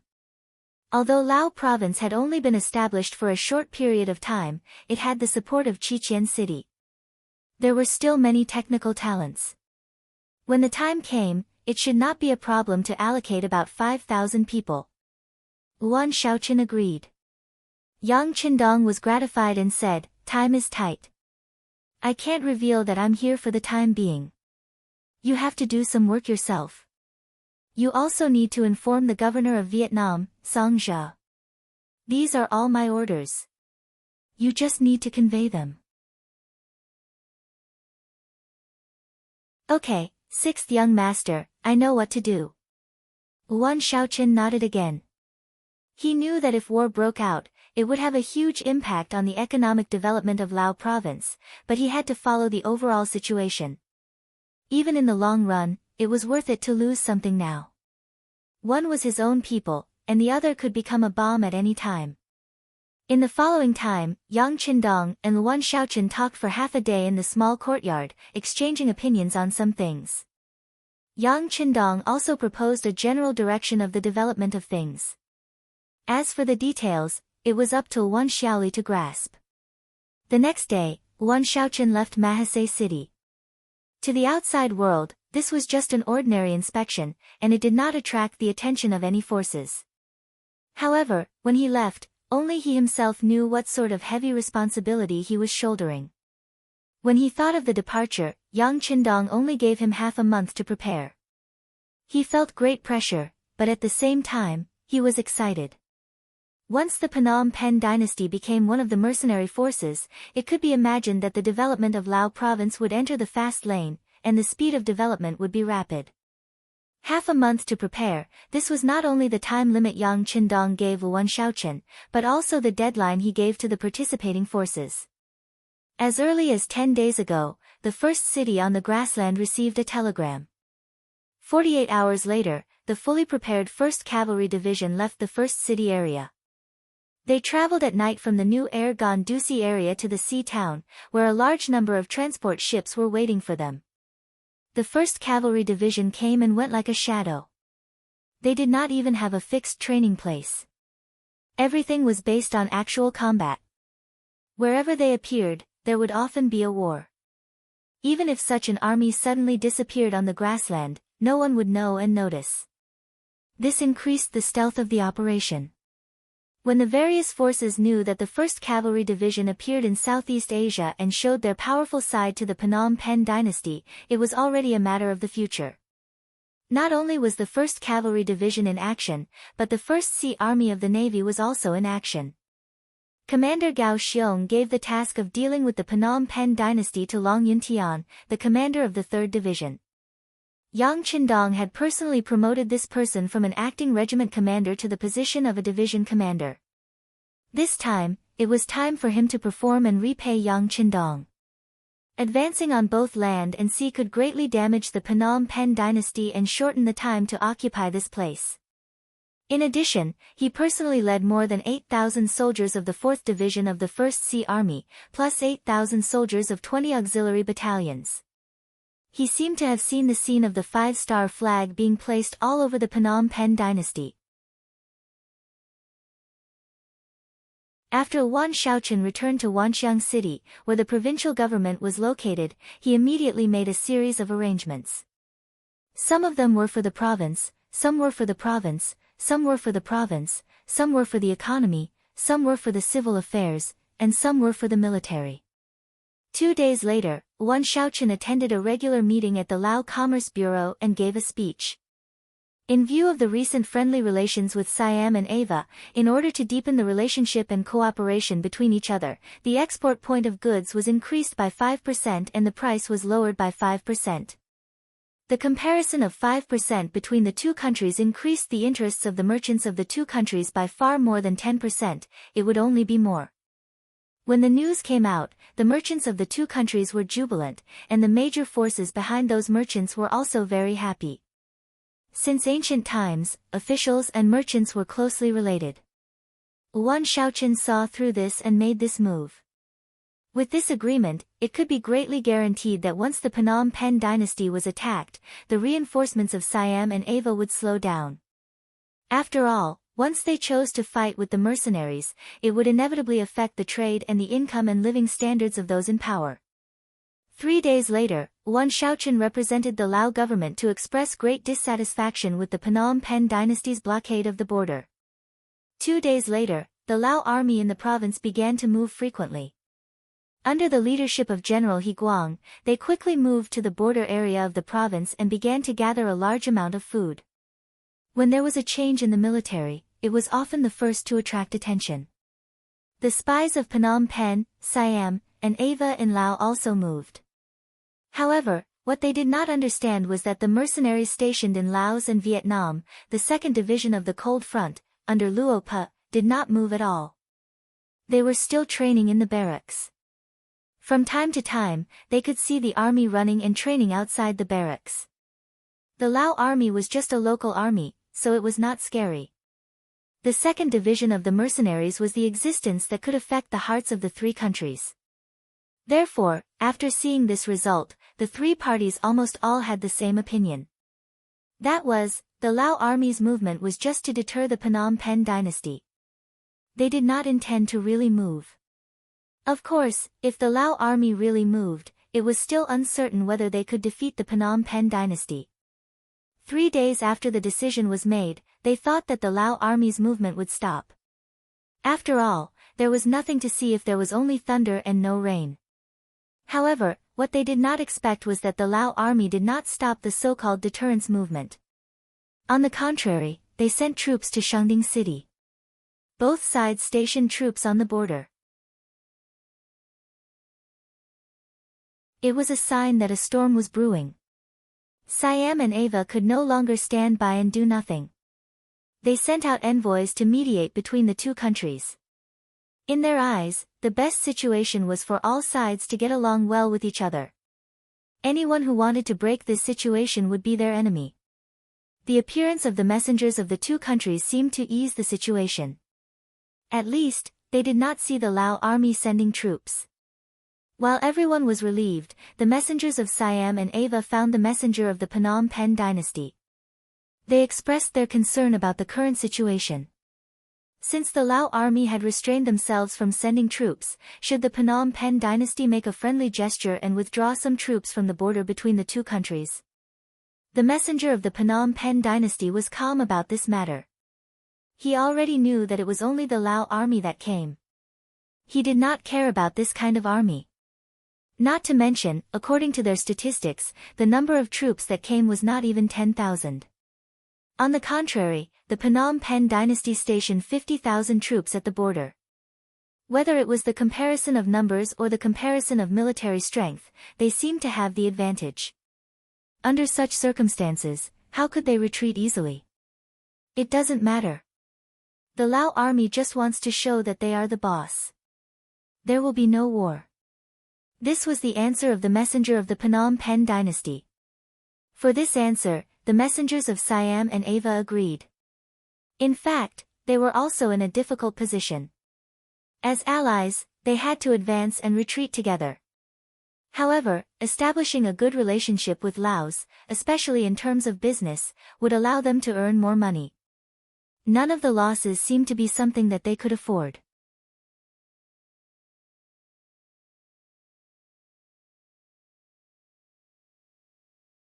Chapter 9:13. Fortunately, it was the Laos army that came this time, so there was nothing to worry about. In this way, while reminding the messengers of the Golden Border dynasty not to be careless, they also paid more attention to the mercenary army. In their view, as long as the trump card army did not move, the war would not break out. Even if there was an uncontrollable situation, it would only be a small-scale battle and would not affect the overall situation. Some people even thought that this was clearly a performance of Governor Yuan Shaoqin's strong appearance. He just wanted to scare the Golden Border dynasty. When this opinion finally became a consensus, even the messengers in charge of mediation were not as enthusiastic as before. However, except for Yuan Shaoqin and He Guang, no one else knew that Yang Qindong, known as the God of War, had arrived at Shangding City and was holding a military meeting there. It had been 15 days since Yang Qindong and Yuan Shaoqin met. In other words, the war would start at any time. Today, Yang Qindong's sudden appearance in the city lord's mansion in Shangding City had really shocked He Guang's subordinates. However, their general He Guang's expression was calm. Obviously, he had already known about this matter. At the beginning of the mission, He Guang was also a group of people who were kept in the dark. Yuan Shaoqin just told him to take 8,000 Lao's soldiers to Shangding City to scare the Golden Border dynasty's troops there. He Guang himself did not reject this order. He also thought that it was very unsafe to be surrounded by foreign armies in the borderlands. Therefore, after receiving the mission, he set off. Along the way, he deliberately made a noise, as if he was afraid that others would not know about it. When they arrived at Dingxi City, He Guang saw Yang Qindong, who had arrived earlier than them. He turned pale with fright. He didn't understand why the sixth young master would be alarmed by such a simple display of force. But until he met him and received the mission, he realized that it was not a deterrence, but a real attack on the Golden Border dynasty. He Guang was the general of the Lao army, and it would be difficult to hide anything from him. Therefore, Yang Qindong chose to meet him as soon as possible and told him his strategy, which was to steal the sky and change the sun. With the Lao's army as the base, the 4th Division of the Cold Front Army wore their clothes and pretended to be them. They appeared in Shangding City and quietly completed their pre-war arrangements. Of course, there was still some work to be done. For example, after the Laotian army entered the city, they would need to go back and forth. Only a small number of people would leave the city, while a large number of people would return to the city. This way, the Laotian army would be able to bring the entire army into the city. The soldiers who had already entered the city had to hide in the houses of the citizens to avoid detection from the spies of the other countries. Fortunately, the Golden Bian dynasty had stationed their troops outside Shangding City for a long time. Most of the people in the city had fled in fear. In addition, there had been a massacre in Shangding City before, so there were many empty houses. It was not a problem for more than 10,000 mercenaries to live in. The meeting officially began. In front of many officers, Yang Qindong announced that the army would leave the city at midnight and attack the Golden Bian army. According to Yang Qindong, this time, the 8,000 Laotian soldiers did not need to fight on the battlefield. They only needed to follow the army and look for prisoners and territory. When the news was announced, many Laotian officers breathed a sigh of relief, but at the same time, they looked at the unfamiliar officers in front of them with some suspicion. As far as they knew, the 6th young master led the 4th Division of the Cold Front Army this time, plus 20 auxiliary battalions, a total of more than 16,000 people.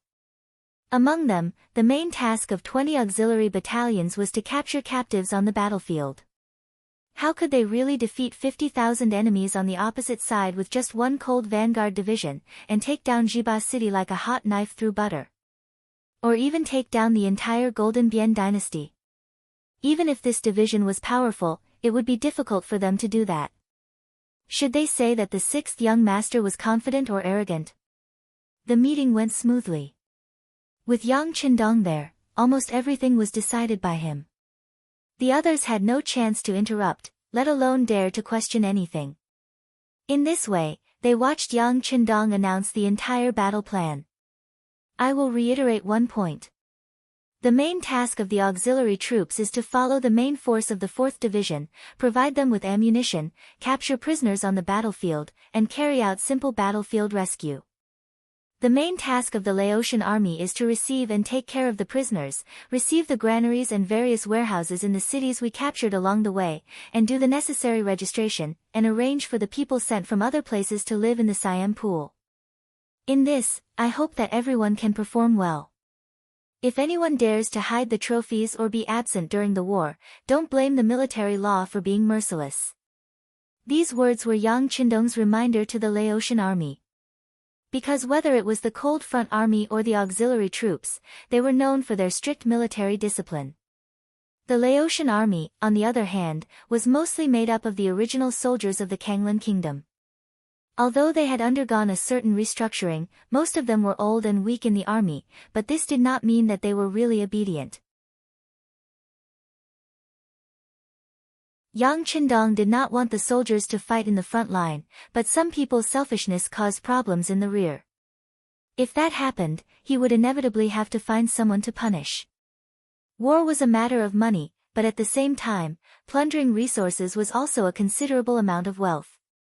After so many years, the Golden Bian dynasty had some wealth, which would play a huge role in the reconstruction of this place after the war. After the order was given, He Guang's expression became very ugly. He knew that the sixth young master did not trust the Laotian army, but he could not refute. He could only stand at attention and say, "Sixth young master, please rest assured, I will definitely rectify the military discipline. If something like this happens, you don't need to kill, I will kill them and send them to you personally." Very good, I hope that this is not just for show, but for reality. Oh right, I forgot to remind you, I have sent a secret unit to watch everything in the dark.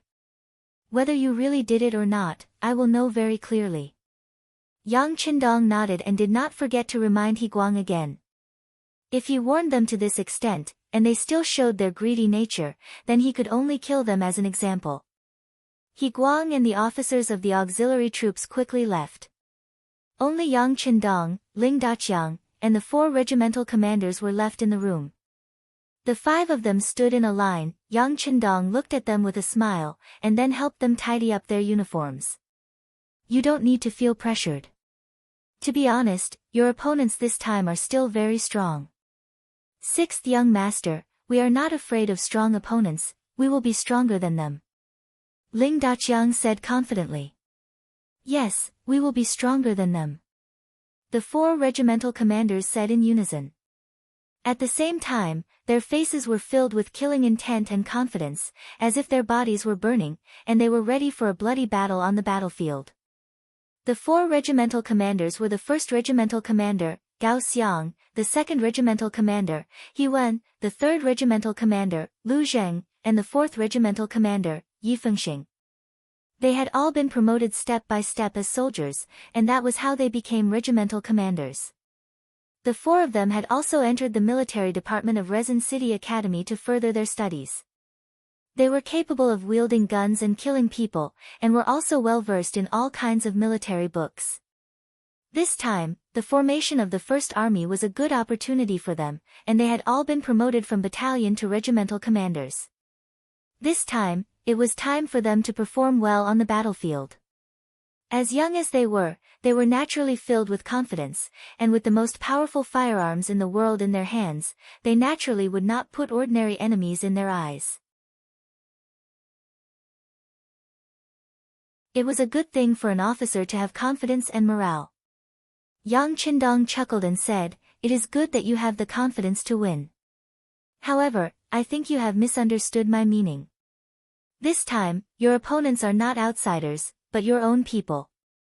Our own people. Including Ling Daqiang, the 5 soldiers were all puzzled. They didn't understand what this meant. Could it be that the 2nd division had also come? If that was the case, then they would be under a lot of pressure. The 2 ND division's commander, Luo Pe, was second only to Leng Song and the others in the army. Everyone respected him. Yes, our own people. They are a cavalry unit that I formed when I was in the grasslands. Many of them even have foreign faces. Of course, they are all Han now, just like you all. That's right, they have a very resounding name, the world's first cavalry division. Ha, don't say that this young master didn't warn you. Although they are using cavalry sabers, based on the speed of their warhorses, they may not be inferior to you. You must be mentally prepared and not be outdone by others. Yang Qindong had a smile on his face when he thought about the news that the world's first cavalry division would arrive at Shangding City in the afternoon. He was looking forward to seeing who would perform better on the battlefield, Ling Feng or the cavalry. Hearing that it was cavalry, Ling Daqiang's expression became much more serious. Humans were naturally slower than cavalry, but fortunately, they had brought enough bicycles for this trip, so it was not much of a difference. He immediately said, "We are not afraid of any competition. Every one of our soldiers has undergone arduous training and extremely difficult tests. We believe that we are outstanding enough." Yes, that is a good point. However, every one of the cavalry of the 1st Regiment has also undergone strict and even harsh tests before they were able to join the army. They have gone through countless trials of life and death before they were able to achieve their goals. They are not inferior to you in any way. Yang Qindong thought about the bloody battle with Tuachuo Buhua Dahan that lasted for a month. Now that they had undergone several months of arduous training, he believed that Tian Hu would bring him more surprises.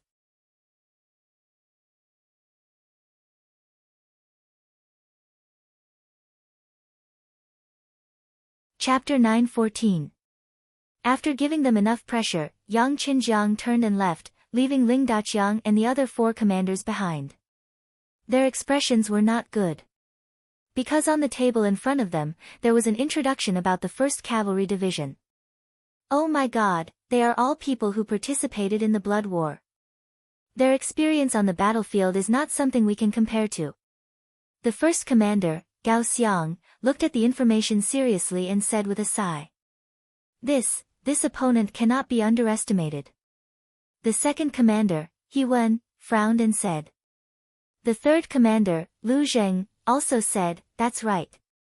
In comparison, although the selection of our soldiers is extremely harsh, they do not have much actual combat experience.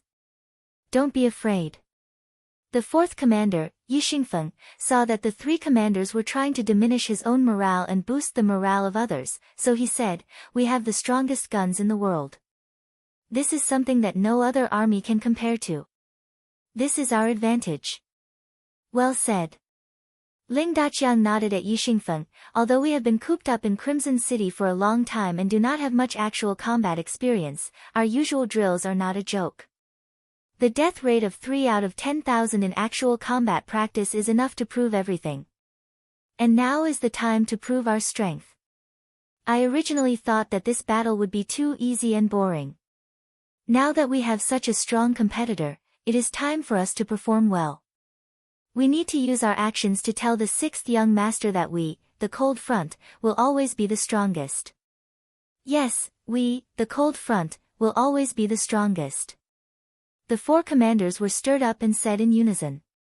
At this moment, every single one of them was exuding a strong fighting spirit. Yang Qindong walked out of the main hall, followed by Beta Persei, who looked like he wanted to say something. Okay, if you have something to say, just say it. When did you learn to stammer like a girl? Yang Qindong noticed the change in Beta Persei and laughed. Young master, I am worried. Will your words affect the morale of the 4th Division? If they are pressured too much or their morale is damaged and they do not perform well, then it will be difficult for us to solve the problem of the Phnom Penh dynasty in 1 or 2 months with only 10,000 people. If this drags on, once Siam and Ava send troops, the situation will be bad. Beta Persei raised his head and looked seriously at Yang Qindong's back. It's okay, young master knows what to do. Besides, if the Cold Front can't even stand this little bit of pressure, then they are not worthy of their name. As for the result, we'll just have to wait and see. Yang Qindong laughed as he spoke. Only when there was competition would there be motivation. So what if he was Ling Feng? When it was time to carry the burden, he would carry it. To be honest, he had high hopes for the 1st Cavalry Division. He was looking forward to their perfect performance in this battle. The 1st Cavalry Division that Yang Qindong thought highly of had arrived at a forest outside Shangding City. After arriving here, Division Commander Tian Hu ordered the whole army to dismount and rest. When the sky was completely dark, they would enter the city to meet the sixth young master. They were originally made up of the most elite cavalrymen. After a few months of training, the 3 regiments of 6,000 men were completed. After a long period of training, the 6,000 cavalrymen dismounted when they heard the order.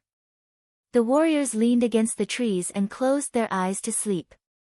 Tian Hu often said that an army that did not know how to use the time to rest was an unqualified army. A real soldier could use all the time to rest, even if they were in a hurry, in order to perform better in the upcoming battle. The division commander's order was carried out and carried out. Now that the order was given, except for the necessary scouts who were still wandering outside, the rest of the soldiers entered a state of rest. Tian Hu first patrolled the area and looked at the surrounding terrain. In his mind, he came up with all sorts of solutions in case of an emergency. Then, he came to the bottom of a big tree. Here, his 3 captains were already waiting for him. The 1st regimental commander, Temu, the 2nd regimental commander, Lu Duo, and the 3rd regimental commander, Hu Bo, sat there with a bloody aura. This was caused by them killing too many people recently. It was worth mentioning here that the 3 regimental commanders of the 1st Cavalry Division, which Yang Qindong thought highly of, were all captives. Just this spirit alone was enough to make few people rival them. Division Commander. When Tian Hu appeared, the 3 regimental commanders stood up together with a respectful expression. This was not only because they were regimental commanders and Tian Hu was their commanding officer, but also because Tian Hu had used his own strength to conquer them. During this period of time, with the first city and the embryonic North Desert City as the center point, they patrolled several times within 1,000 miles of the surrounding area. Whenever they encountered a patrolling cavalry from a hostile force, they would kill them without hesitation. Among them, Tian Hu had killed the most enemies.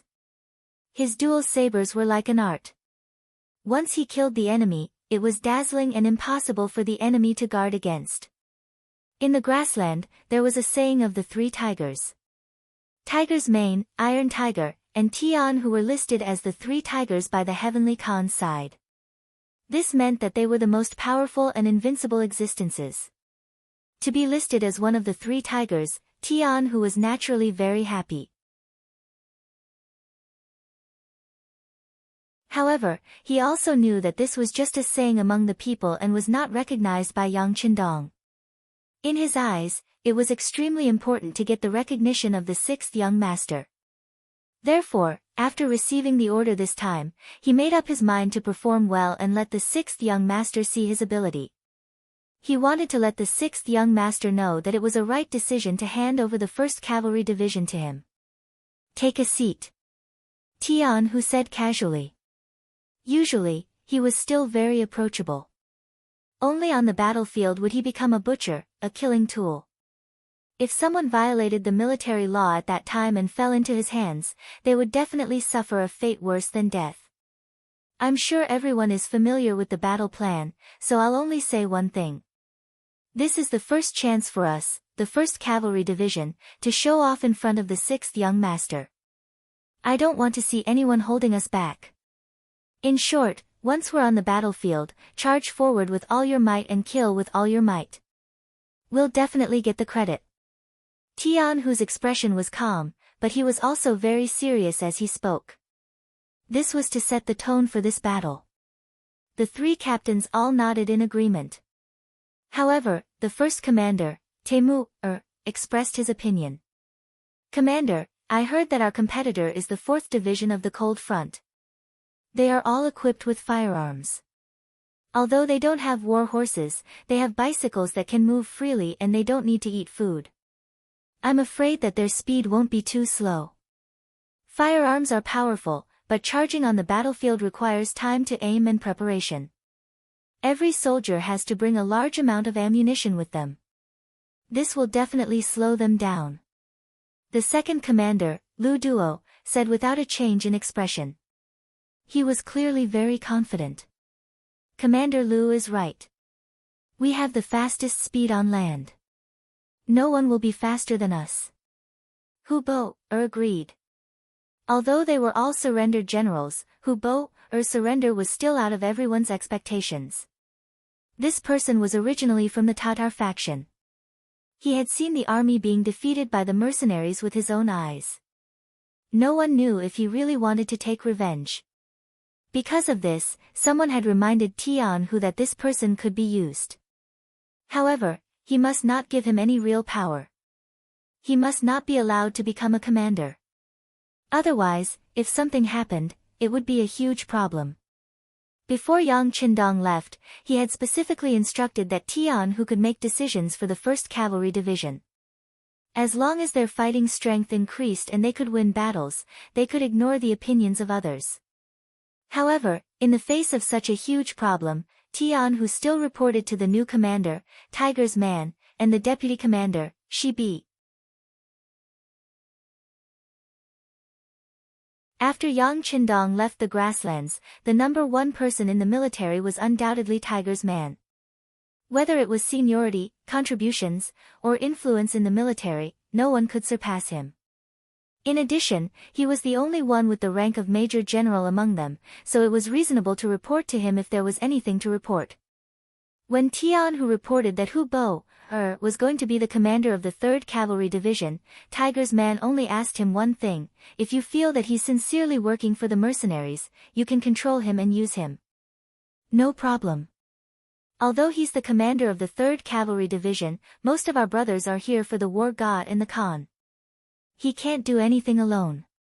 If he dares to betray us, I'll make him regret ever being born. However, he's still a surrendered general, and a newly surrendered one at that. If he's given such a huge responsibility now, what should I say? I'm also a surrendered general. Deputy Commander Shi Bi finally opened his mouth to speak. Tianhu stood at attention when he heard this joke. He knew what to do. Not long after, Hu Bo was appointed as the 3rd commander of the 1st Cavalry Division. Back then, when he received this mission, even a man like Hu Bo had cried. He did not expect the mercenaries to trust him so much. Even if he were to throw 100 jin of meat here, it would not be a big deal. Of course, after receiving this appointment, Hu Bo made a request. He wanted to be the vanguard when the mercenaries attacked Yeshen. He wanted to take revenge for Tuachuo Buhua. If Hu Bo didn't make this request, Tianhu might have been suspicious. However, because of this request, he was relieved and agreed to it in front of Hu Bo. Hence, Hu Bo could be considered a mid-level officer in the mercenaries. Alright, everyone should have this kind of confidence. As for the 1st commander's worries, we need to take them seriously. I've thought about this problem too. We need to make use of our strengths and use our speed to our advantage. If we encounter a city on the way, we don't need to force our way in. Instead, we need to go around it and clear out the surroundings. This way, we won't be tied down by the city and can make use of our advantage. Tianhu said.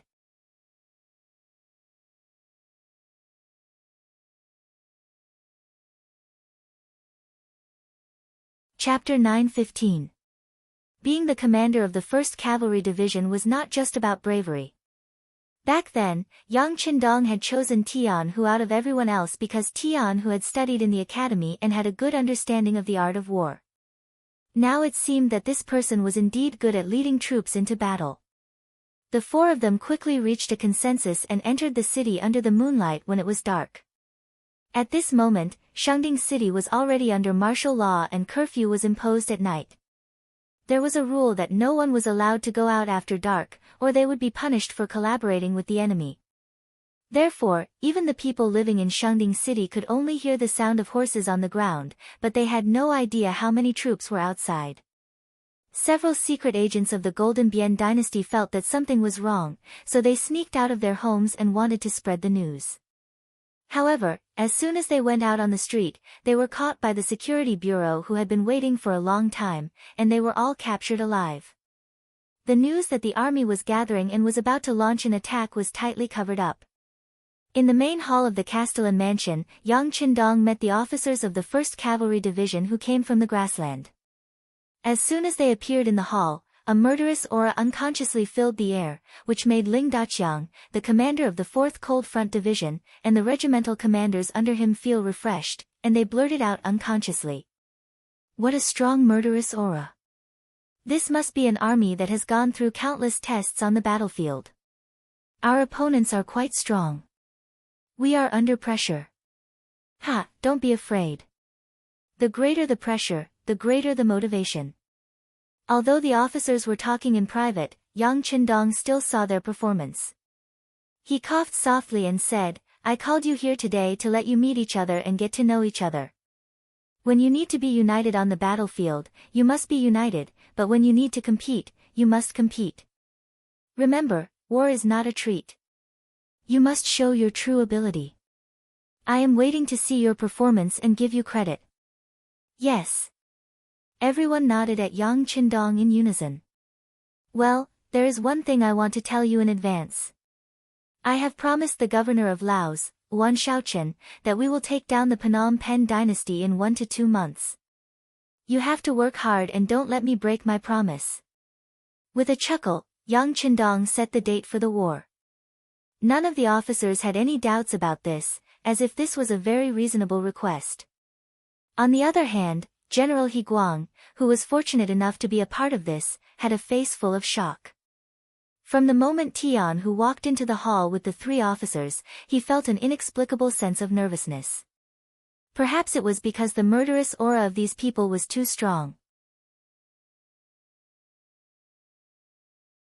He couldn't figure out where the 6th young master got these killing machines from. They gave him the feeling that they were a scabbard that could be unsheathed at any time, making him feel suffocated. However, that pressure was not as great as the pressure that Yang Qindong's words gave him. How could it be possible to destroy the Phnom Penh dynasty in 1 to 2 months? No wonder He Guang had such an idea. Even if the Laos army was fully prepared, it would take at least 2 to 3 years to finish the war. The Phnom Penh dynasty was a country with an army of 250,000 and a navy of 50,000.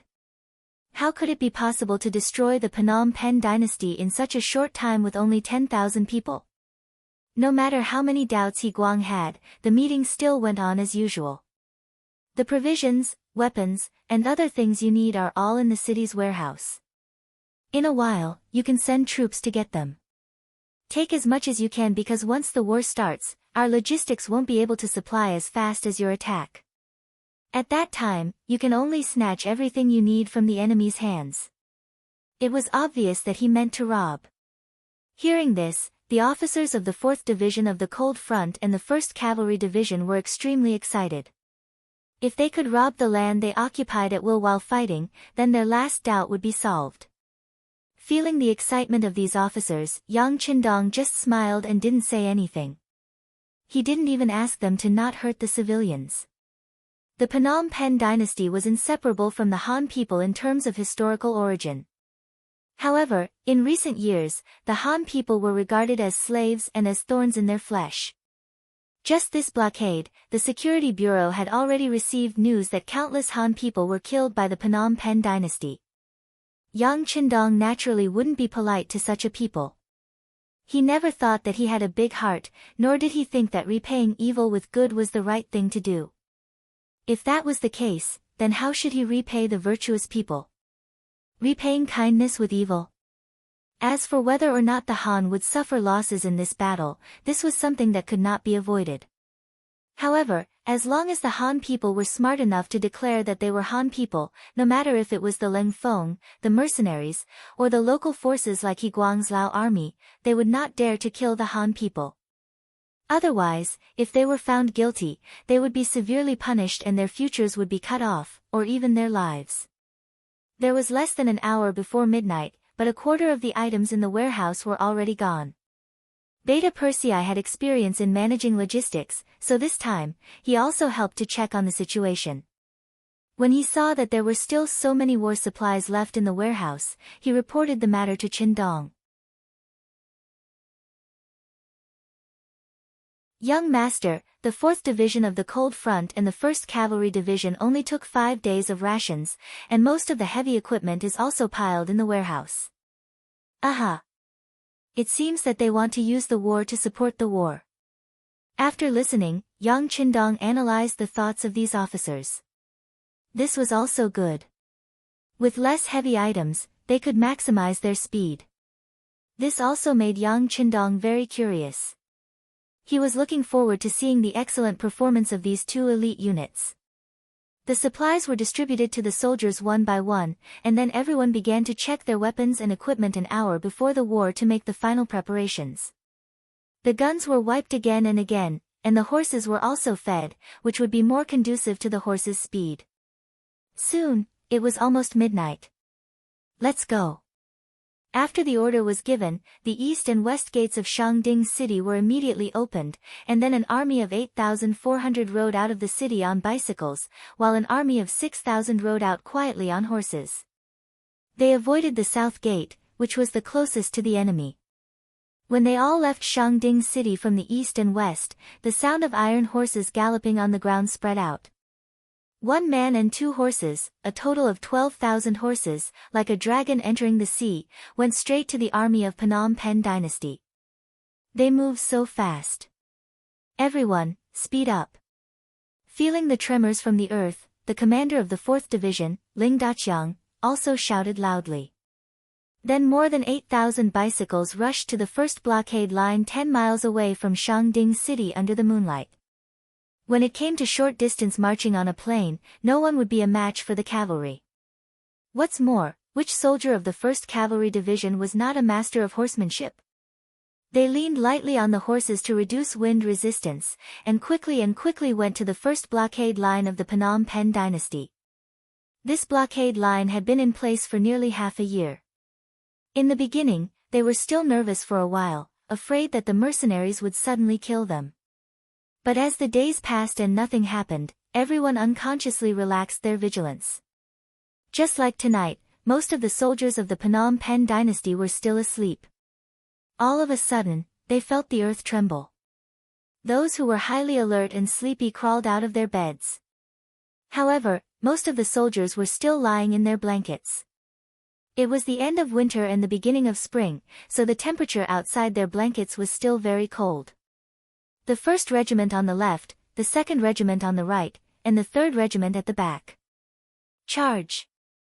Division Commander Tian who took the lead. Seeing that the enemy camp with torches was less than 2 miles away, he issued the slogan to charge and kill the enemy. After the order was issued, the 1st Cavalry Division quickly changed the formation. The cavalry warriors of the 1st and 2nd Regiment also held a sword in one hand and a shield in the other to prevent the enemy's long-distance bow and arrow counterattack. The distance of 2 miles passed quickly. When they were 100 meters away from the enemy's bows and arrows were shot, but only sporadic crossbows. For the cavalry warriors who were used to Mongolian bows, such arrows were no different from scratching an itch. They either blocked with shields or slashed with swords. Soon, they rushed to the top of the formation. Then, the horses galloped and slashed. One by one, the Phnom Penh soldiers who had no time to react were cut down to the ground. Nearly 500 Phnom Penh soldiers who were responsible for night duty were killed in just one encounter. When the cavalry warriors rushed to the enemy camp and found that most of the enemy's tents were still motionless, the 1st and 2nd Regiments calmly issued the order to throw long hooks and pull the tents. The so-called throwing long hooks and pulling the tents meant that the cavalry threw out long hooks one by one and hung them on the 4 corners of the tents. Then, 4 groups of horses ran in different directions, forcibly tearing the tents apart at the fastest speed. The enemy in the tents was exposed to them without reservation. The cavalry, who had been trained and practiced many times, was in groups of 4. Soon, the tents were forcibly uprooted one by one. Countless Phnom Penh soldiers were exposed under the moonlight. Most of them were not even properly dressed, let alone holding any weapons in their hands. This was a one-sided massacre. It was a passive battle that no one had prepared for. The 5,000 soldiers of the Phnom Penh dynasty in the 1st blockade line were all killed in less than half an hour. Not a single one was left alive.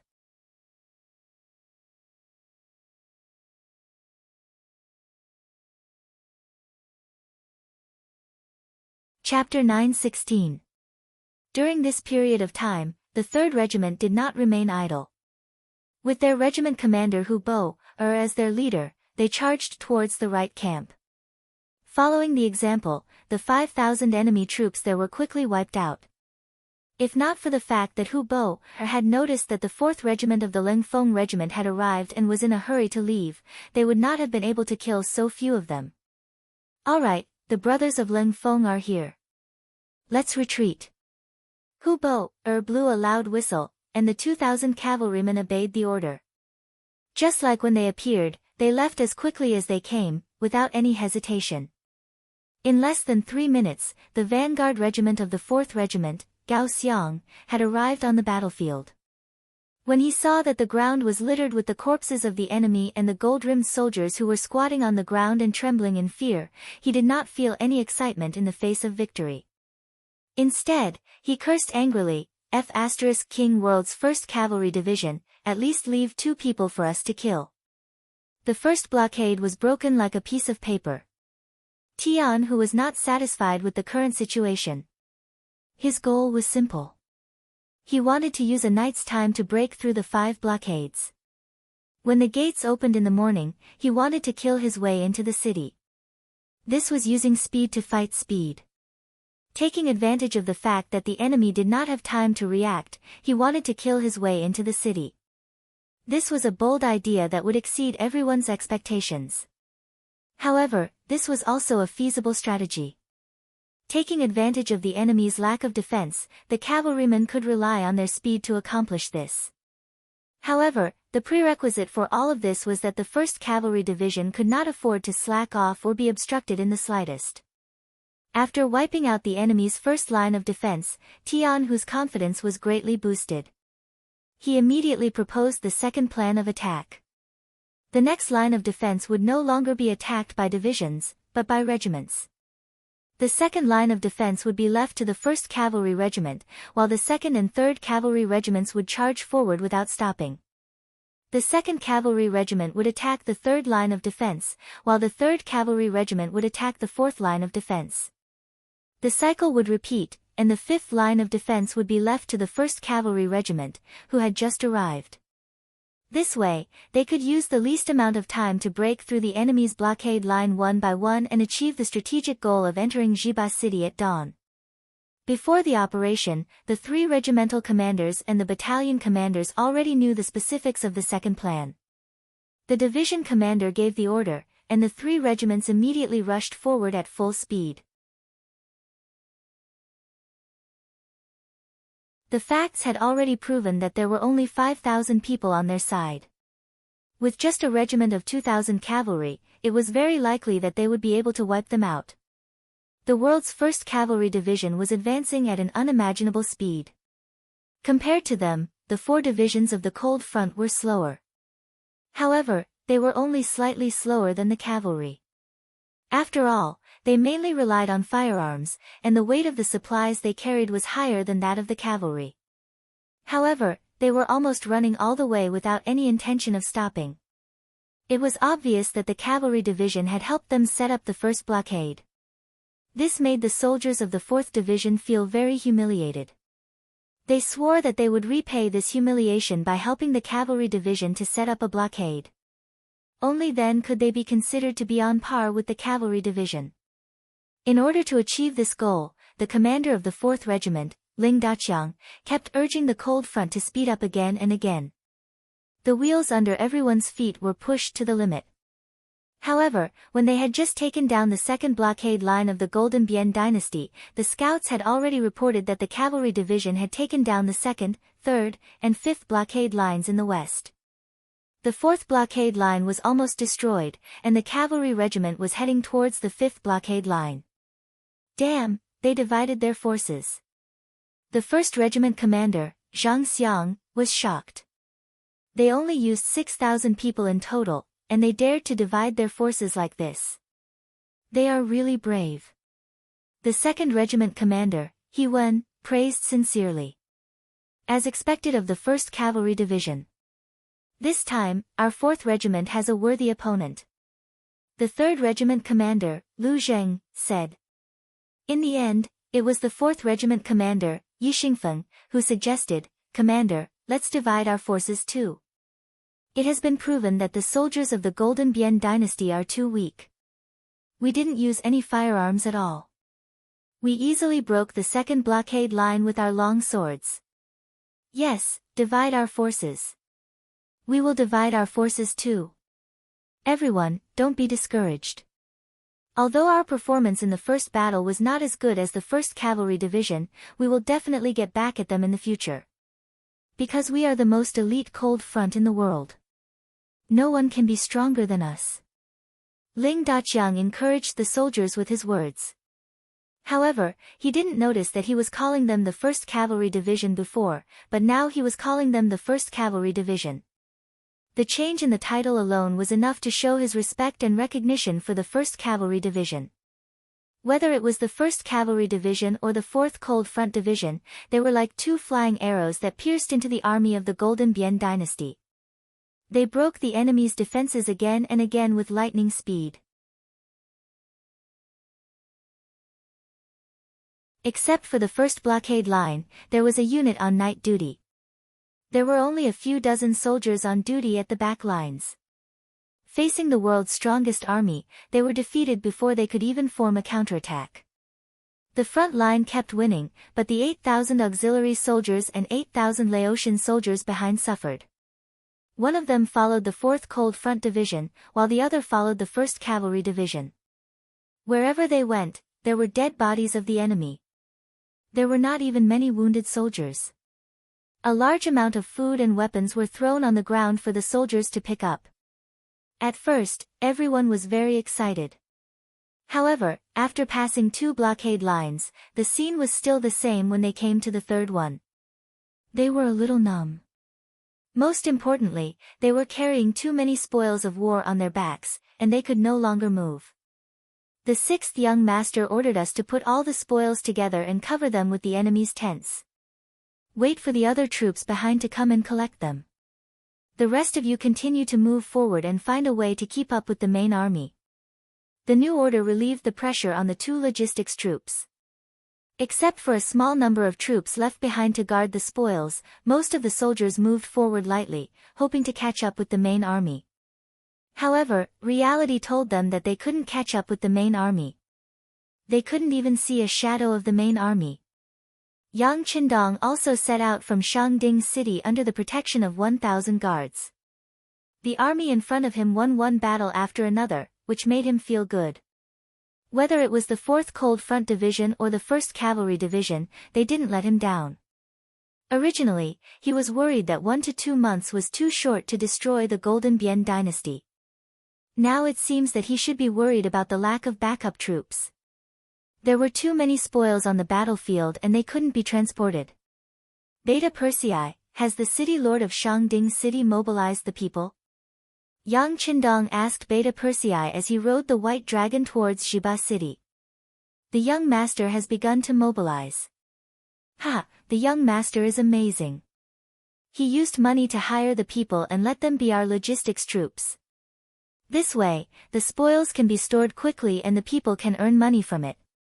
Let them see the power of our army and form a deterrent force. It's really killing several birds with one stone.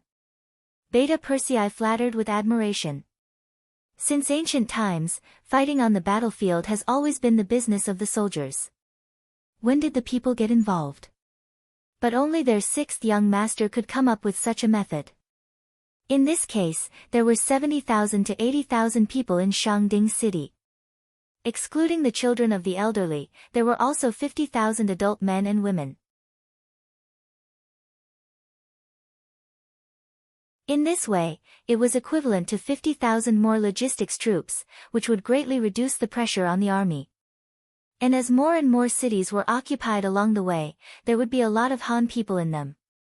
Wouldn't they be able to help the army and earn some money for themselves? This kind of good policy that was beneficial to the army and the people, perhaps only their 6th young master could come up with it. Beta Persei didn't know that Yang Qindong was well aware of the importance of the relationship between the army and the people. He was even more aware that the victory of his era was pushed by the people. With the ready-made experience, he was just using it. With the participation of 50,000 people, a large number of spoils of war were quickly carried back to Shangding City by the people who pulled the carriages. The mercenaries made money by counting the weight of the items they brought back. They could earn as much money as they wanted.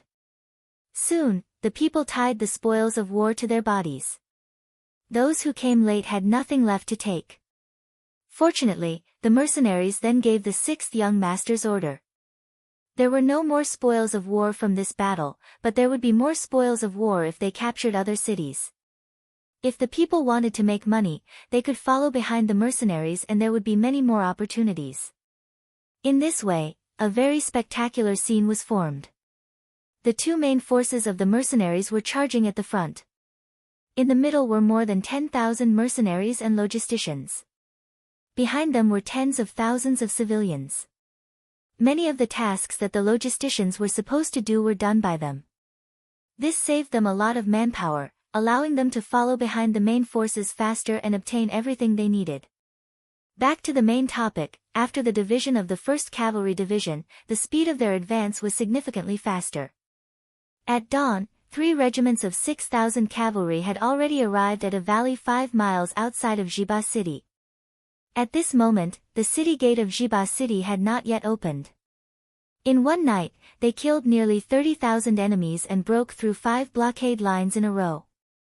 Surprisingly, the 1st Cavalry Division did not have a single death, and only a few dozen people were slightly injured. After a simple dressing, they ate and rested, waiting for the city gate to open to kill.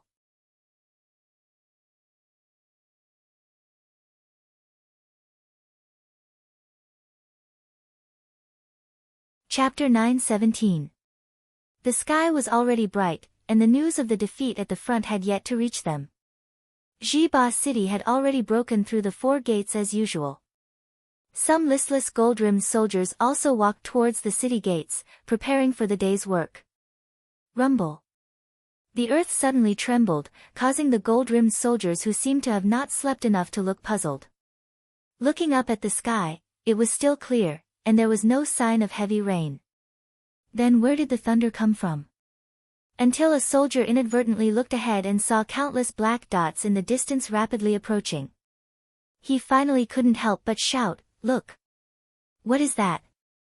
After a full 2 breaths of silence, a gold-rimmed soldier was the first to wake up and shouted, "It's the enemy, it's the cavalry, quick! Close the city gates, everyone retreat into the city." It was just that it was too late to think of retreating at this time.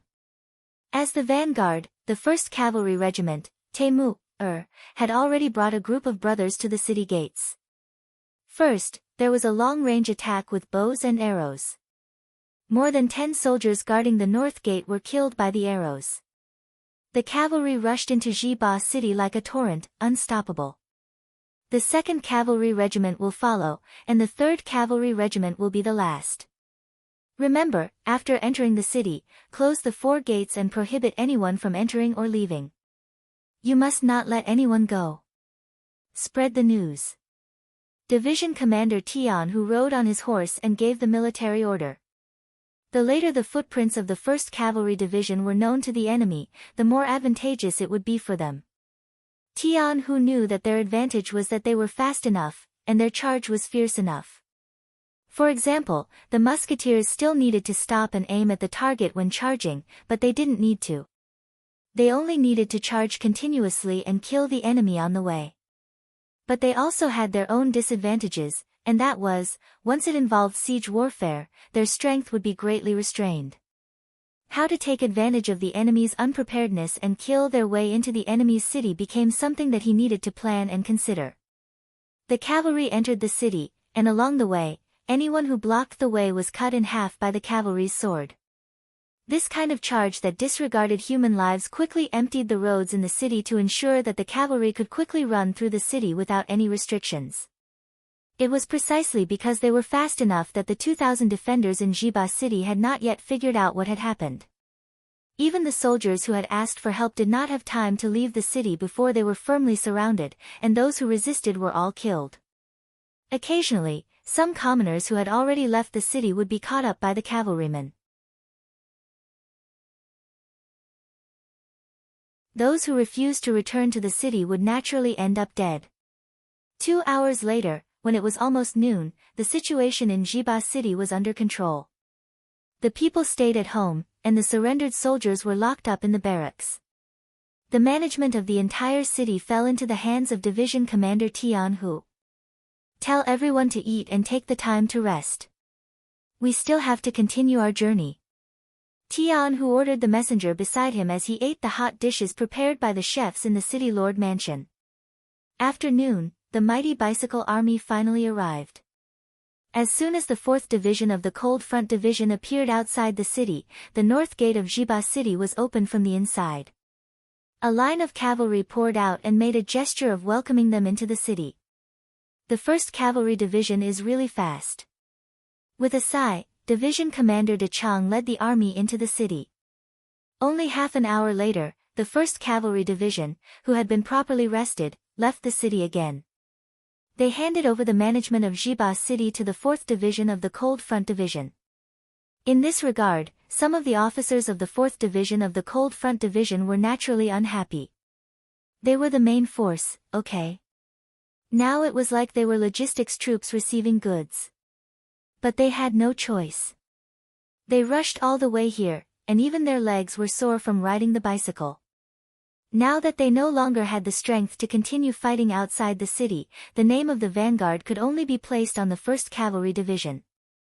Compared to the 4th Division of the Cold Front Division, which was only a few hours later, 8,000 auxiliary soldiers and 8,000 Laos soldiers rushed to Jiba city early the next morning. Then, the management of the city was once again handed over. The 4th Division of the Cold Front Division went straight to Qing City, another important city of the Phnom Penh dynasty in the south. Qing City, the main city in the north of the Phnom Penh dynasty. The population was close to 300,000, and there were about 5,000 troops stationed there. According to the rank of the defending general, Zhao En was a third-grade general of the Phnom Penh dynasty, and had a lot of power. The news of the 5 blockade lines and the capture of Jiba city had not spread back. The defense of Qing city was also as usual, and there was no increase in strength. General Zhao En also did not know that a disaster was about to befall him. He was still in the general's mansion in the city, listening to music and eating as usual. The 1st Cavalry Division, after rushing for half a day and a night, finally arrived 10 miles away from Qing city before dawn. The cavalry scouts at the front had already sent back news that there was no place to hide the army outside the north of the city. Thus, Division Commander Tian Hu gave the order for everyone to rest at a spot 10 li away from the city to recover their energy and charge into the city with vigor. This is the information sent by the Security Bureau. This is the location of the city lord's mansion, this is the general's mansion, this is the granary, this is the city's warehouse. Tian Hu hurriedly pointed out 7 or 8 very important locations. He then gave the 3 regimental commanders an order. Once they charged into the city, each regiment needed to occupy and control where they needed to occupy. The sky was bright, and the gate of Qing city was wide open. The 1st Cavalry Division, 10 miles away, launched a charge. Just like in Jiba city, the appearance of the cavalry caught the defenders in the city by surprise. Just like in Jiba city, the cavalry did not even have time to close the city gate. Dozens of bows and arrows pierced through the air, and at the same time, the cavalry rushed into the city. Qing city fell into the enemy's hands. General Zhaoan was killed for resisting, and the governor and a group of city officials were captured alive. The only regret was that the fire in the city was lit, and the news of the battle here spread out. Let it spread out. We can't kill all the way to the capital of the Golden Bien dynasty quietly. Let's wait for the arrival of the 4th Cold Front Division, and the army will rest here. Tian Hu did not show an angry look on his face. Since it was a sneak attack, they must be prepared to be discovered. They had occupied 2 cities in 2 days, one of which was an important town, and attacked their cavalry team, which was the least good at sieges. This result already made him very satisfied. In the evening, the 4th Cold Front Division was ready to appear. For a moment, the 2 armies converged in Qing city. At this moment, when the division commanders and regimental commanders of both sides sat together, there was no contempt in their eyes like before, only admiration. What Tian Hu and the others admired was the tenacity of the 4th Cold Front Division. They relied on their legs to pedal the bicycle all the way, and they were not left behind even after 12 hours, which was half a day. Just this tenacity alone was enough to make people respect them. What Ling Deqiang and the others admired was the drive of the 1st Cavalry Division. Along the way, everywhere they went, it was as if there was no one around. Such an army, such a powerful force, made them respect them from the bottom of their hearts. Division Commander Ling, the news has been leaked.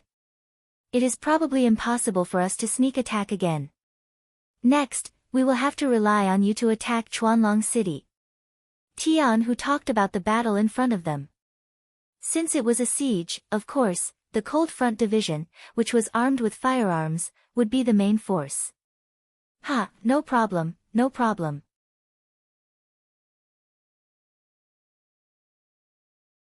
Division Commander Tian and the others must be tired from the journey, and the war horses also need to be fed. This battle will depend on the 4th Division's performance. Ling Deqiang said with a polite face. In his heart, he felt a sense of exaltation. Along the way, the 1st Cavalry Division had always been ahead of them. This time, they could finally perform well. Okay. Tian, who still had a calm face as he replied. Perhaps he understood Ling Deqiang's meaning, or perhaps he didn't. However, they were all members of the mercenary army, and there were some jobs that required cooperation. Ling Deqiang laughed and left. Tian Hu then said to the soldier beside him, inform the 3 regimental commanders to let them and the soldiers rest well. There will be a big battle soon. The 4th Cold Front Division moved quickly. Perhaps they were eager to show off. On the afternoon of the 2nd day, when the 4 auxiliary battalions in charge of receiving the captives arrived, they handed over the mission of guarding Jujing City. Then, the army left the city and rushed to Chuanlong City, which was 120 miles away. Standing on the city gate tower, Temu watched the 4th Cold Front Division leave the city. He couldn't help but ask, are we handing over the mission of being the vanguard? Of course not. But for now, rest is the priority. Tian Hu shook his head and then ordered the 3 regimental commanders. The 4th Division of the Cold Front left Orange Well City and used an afternoon to ride to the outskirts of Chuanlong City. Facing the tightly shut city gates, Division Commander Deqiang gave the order and the mortars roared, hitting the city walls in the north. A huge hole appeared. A group that had long been prepared at the side sounded the bugle call to charge. 2,000 soldiers rushed out and entered Chuanlong City. The siege was unexpectedly smooth. Ling Deqiang, who was standing in the middle of the army, put down his binoculars and shook his head. It seems that the enemy has retreated. This is an undefended city. It could be a trap. A trap. Are you saying that the Gold Border dynasty wants to lure us in and then catch us in a jar? He immediately realized that his analogy was inappropriate.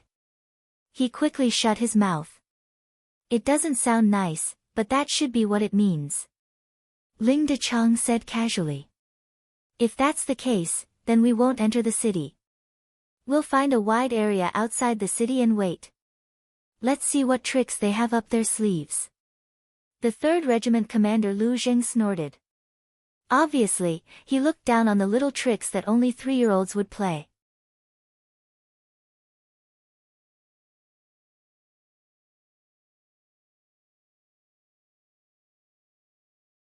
Chapter 9:18. Commander Yi, what do you think? Ling Deqiang seemed to value Yi Xingfeng a lot, or maybe he was very democratic.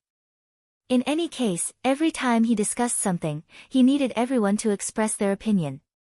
The 4th commander, Yi Xingfeng, narrowed his eyes. We can do as Commander Lu says, but if we do that, the enemy will definitely not attack rashly. If that happens, we will lose a chance to kill the enemy. What do you mean? Are we going to jump into a trap even if we know it's one? Is it just to lure the enemy? Third Commander Lu Zheng saw that Yi Xingfeng was going to reject his suggestion, so his voice carried a trace of doubt. If we want to kill more enemies, then we should jump in. The sixth young master has taught us a lesson. Only by eliminating the enemy's strength to the greatest extent can we establish an invincible foundation. I just don't want to miss a chance to kill the enemy. Sigh, it would be great if Under Heaven's Cavalry Division No. 1 moved with us. With their cooperation, even if it was a trap, we could easily tear a hole in it. Yi Xingfeng said honestly. He had no intention of targeting Commander Lu Zheng. It was just that in a war, there were differences between the main force and the cooperation. It was normal to have different opinions, but to have grudges because of work was a serious work problem. Long before the battle, Yang Qindong had told them that if they found any grudges between officers of the same rank due to work, the wrongdoer would be severely punished. It was even possible that they would be stripped of their uniform and be expelled from the army. This was just one of Yang Qindong's strategies. It was to prevent disunity between officers. This was because the result of distrust could cause a war to go from victory to defeat. Yi Xingfeng thought of this and didn't want to argue with Lu Zheng. Lu Zheng seemed to have thought of something as well. He didn't argue with Yi Xingfeng and chose to keep quiet. Since he had already expressed his opinion, what to do next would be up to his division commander. Ling Dechang didn't care about the opinions of his subordinates. It was normal to have disagreements at work. Since he was able to take on the role of commander of Lingfeng, there was no problem with his personality. What he was thinking about now was whether he should enter the city or not.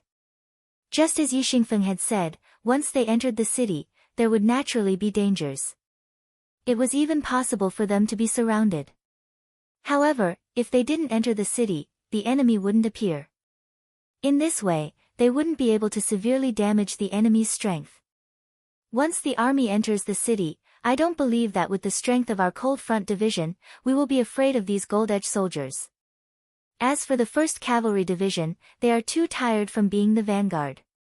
Let them have a good rest in Orange Well City tonight. Ling Daqiang finally made the decision to enter the city. In his view, in front of great strength, all schemes were useless. This time, their 4th Division was going to use their military might and fighting strength to tell the enemy that in front of them, all schemes were like clowns jumping on a beam. They would be useless.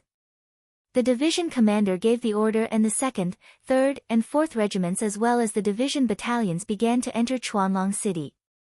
As soon as they entered the city, they immediately occupied 4 city towers, overlooking everything inside and outside the city from a high vantage point.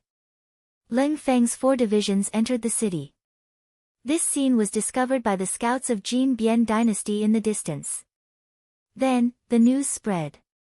Jin Bian army, who had already retreated from Chuanlong City, and reinforcements from Suong City arrived one after another. They surrounded Chuanlong City from 4 different directions. As expected, it was a trap. Standing on the city tower, Ling Daqiang saw the 30,000-strong army of the Gold Edge dynasty through his binoculars. He even saw the trebuchets and other siege weapons among the enemy troops.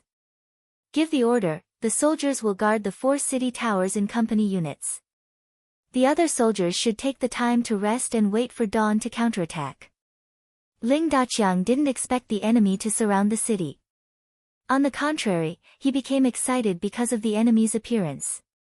In his view, this would be a counterattack without any suspense and the final victory would belong to him. However, there was one thing he didn't expect, which was that there was a tactic called the center blossoming.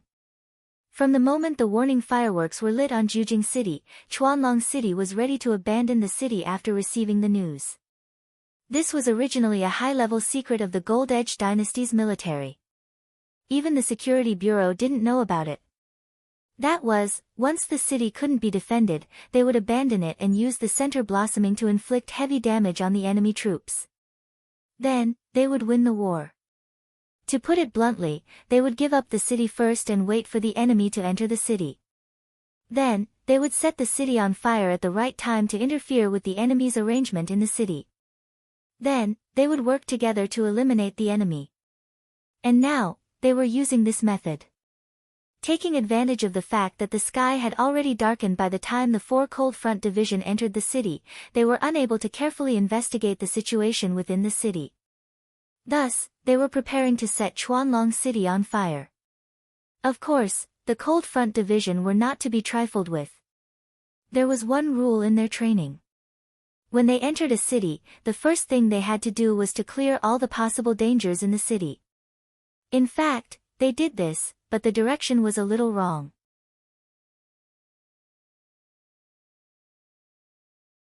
They mainly cleared out the mayor's residence in the city. They didn't search the general's residence, the granary, the storehouse, and other important places where the people gathered. After all, there were too many places like this, and it was far from being clear in a short time. Moreover, the Cold Front Division had the 95 style. If someone confronted them face to face, they wouldn't be afraid of anyone or any army. 10 miles north of Chuanlong City, 30,000 Gold Edge Dynasty troops were gathered here. The leader was one of the generals of the Gold Edge Dynasty, Hamo. He was originally a general sent by the dynasty to guard Suing City. This time, after hearing about the incident in Jujing City, he mobilized 10,000 guards in Suing City. In addition, the guards in some nearby cities gathered together with the soldiers who escaped from Chuanlong City. In a very short time, they set up such a pocket and waited for the mercenaries to enter. After the scouts in front of him sent news that the mercenaries had blasted open the north gate of Chuanlong City, he became very nervous. He even regretted not leaving a few thousand people to guard the city. At least, he could create a false impression for the mercenaries that Chuanlong City was not intentionally given up by him, but was taken by force. This way, the other party could enter the city and trick them. Hamo prayed in his heart that the mercenaries must enter the city. Otherwise, all his preparations would be in vain. Not only that, he might even be accused of giving up on Chuanlong City and retreating without a fight. Amidst his nervousness, time seemed to pass very slowly. When the scouts sent news that the mercenaries had all entered the city, and there were nearly 10,000 of them, Hamo's anxious heart slowly relaxed. Nearly 10,000 enemies were now surrounded by him. With 3 times the number of soldiers and the support of the people in the city, Hamo seemed to see a golden path in front of him. What were mercenaries? Even General Dagon and General Hun Sen had been defeated by such a powerful enemy. If he defeated them, wouldn't that prove that he was more powerful than these 2 generals? At that time, everyone would think highly of him. At that time, wouldn't glory, splendor, and wealth be within reach? Excited, Hamo began to mobilize his troops.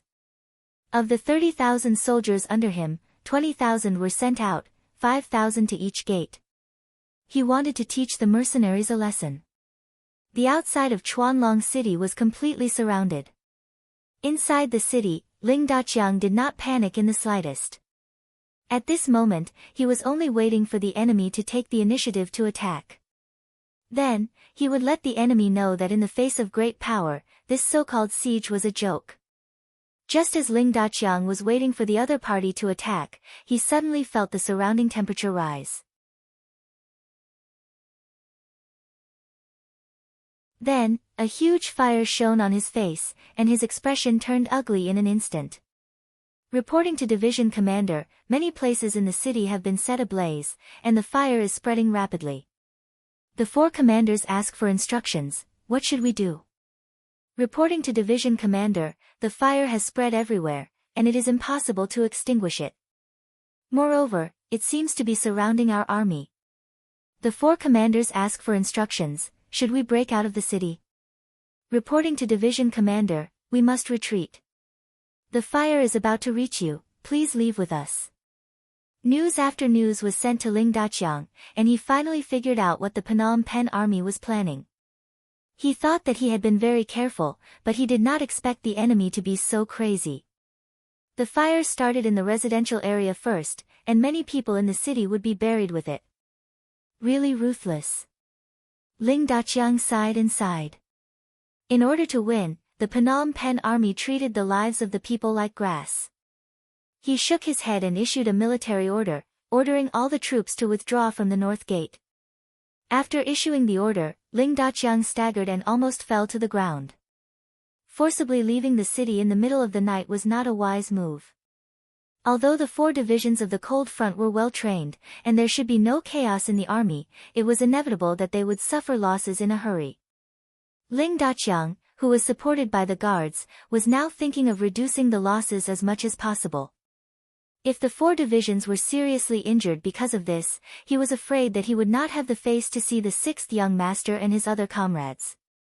The fire was burning in Chuanlong City, and it was clearly visible from far away.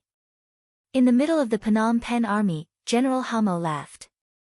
He did not dare to expect that the 30,000 troops could eliminate nearly 10,000 mercenaries, but as long as they could seriously injure them and force them to retreat, it would be a great achievement.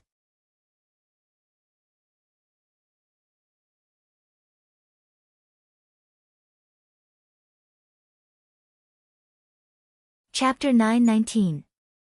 The golden path was right in front of him, and it was only a matter of time before he was made a marquis.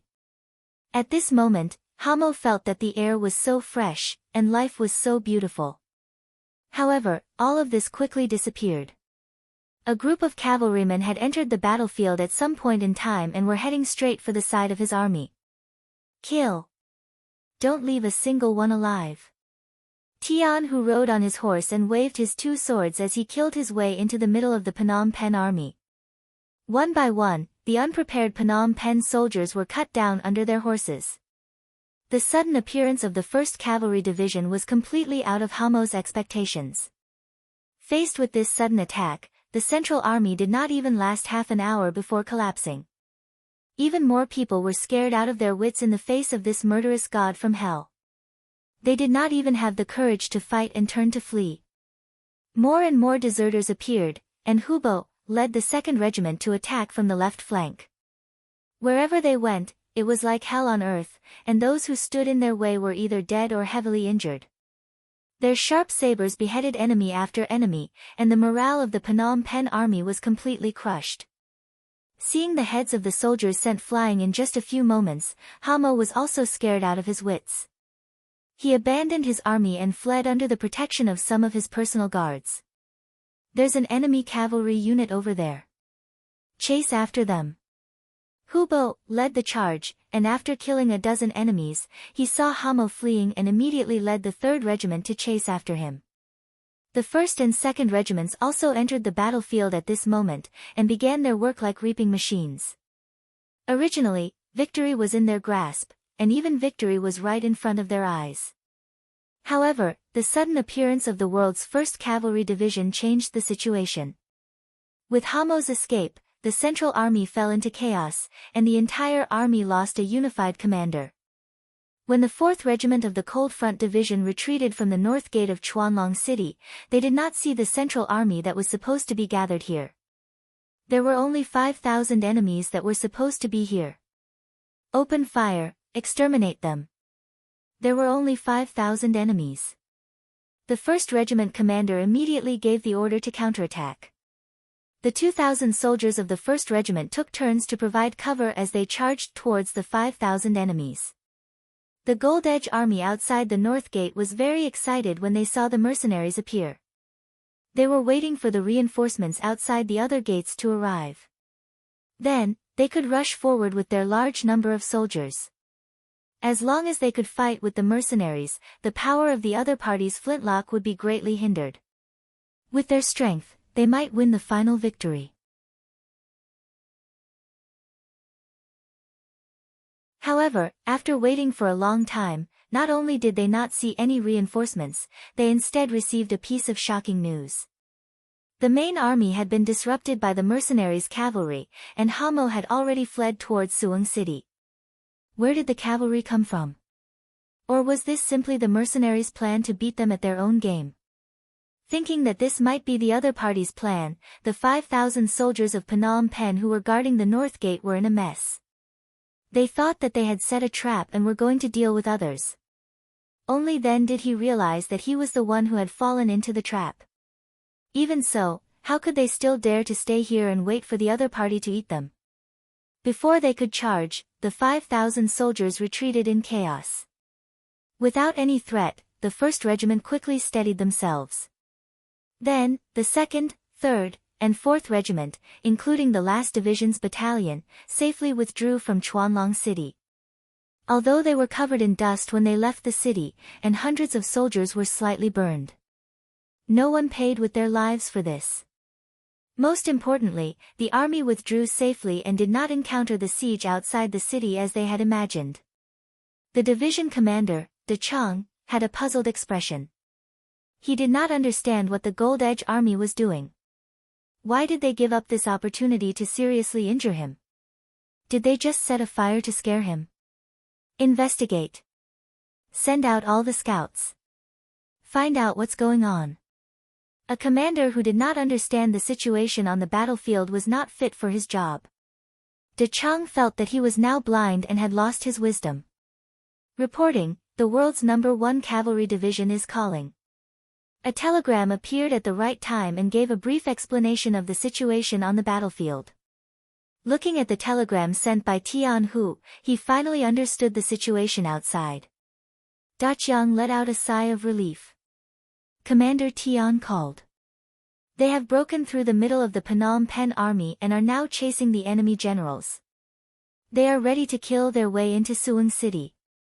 He asked us to eliminate the remaining enemies here as soon as possible and then asked us to meet in Suwon City. After a brief explanation of the situation, De Chang's face was filled with emotions.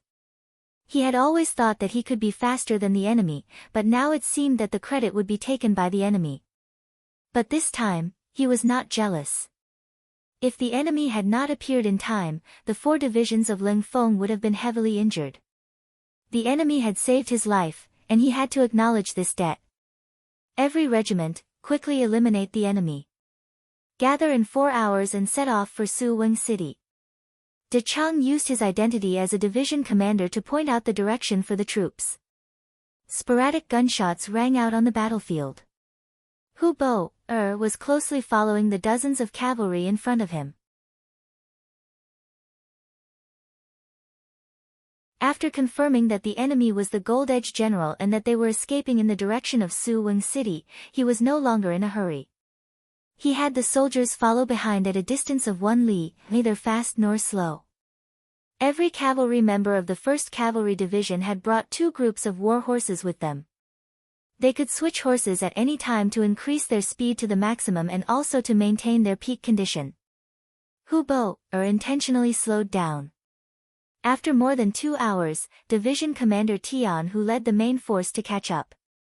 When he saw that the 3 regiments were only following closely behind and did not launch a quick attack, Tian Hu's usually stern face actually revealed a smile.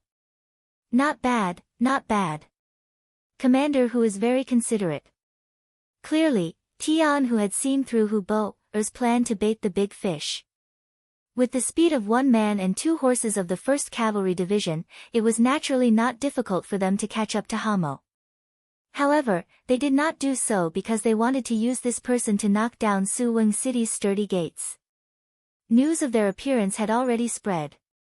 It was impossible to sneak into the city like before. Cavalry sieges were ultimately a weakness. If they could not sneak in and force their way through, they could only rely on their wits. Hamo was a very good bait. In order to allow the 3 regiments to successfully complete their mission, Tian Hu took the initiative to maintain a certain distance, giving them enough space to execute their plan. When Hu Bo discovered that the main force was not in a hurry to meet up with him, he relaxed.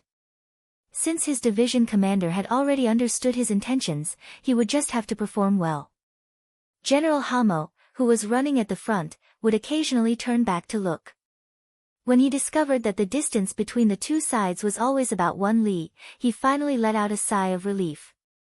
Reality had proven that the difference in speed between the 2 sides was not much. This 1 li distance would be his chance of survival. It was supposed to be a night of harvesting the fruits of their victory, but Hammer had been running all night.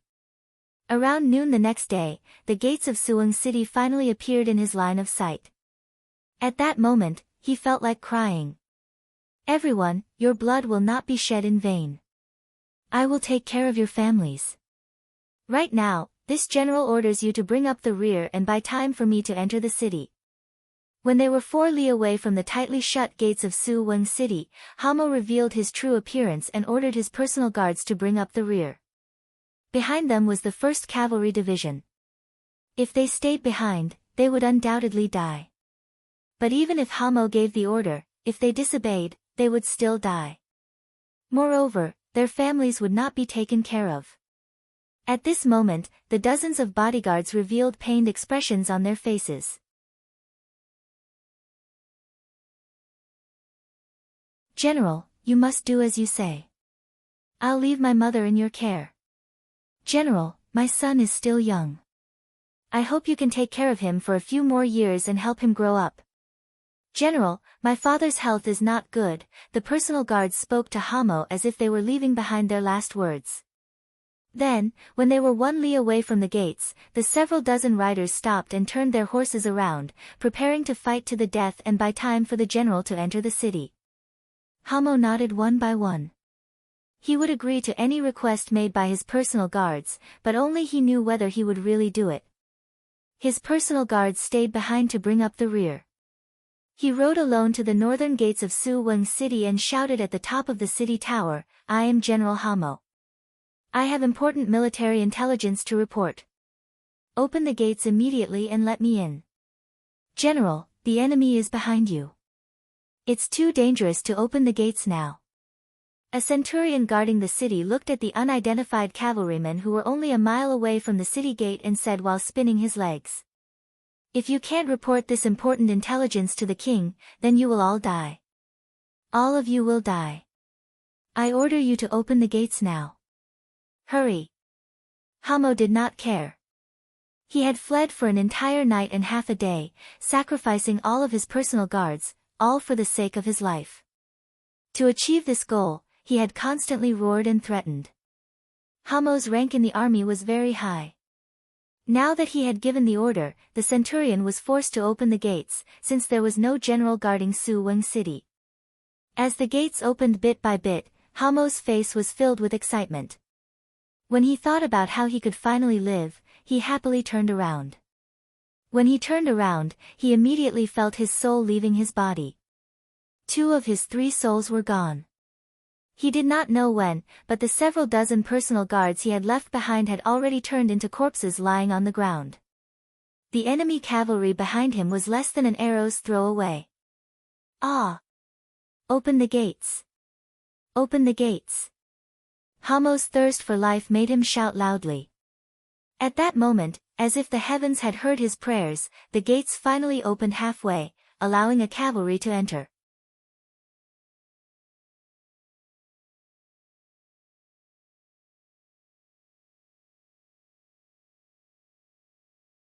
Chapter 920.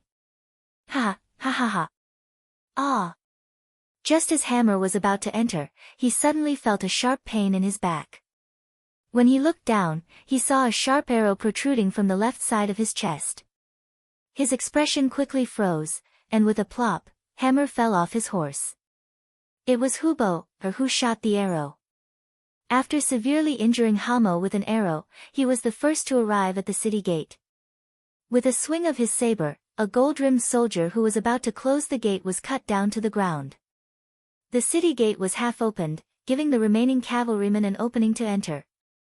They were like great white sharks that had smelled blood and took the opportunity to enter. "Men, tie this man up." Thinking that he had captured the enemy's general alive, Hubo ordered his men to take him down. Then, he and the others pushed the half-open gate open completely. At this moment, Tian who arrived with the 1st and 2nd regiments. The army successfully entered the city. The bravery of the cavalry was not something the gilded border soldiers could resist. With the speed of the war horses, the front of the gate was soon littered with corpses. The mercenaries had entered the city. As soon as the news spread, the gilded border soldiers at the other gates fled madly.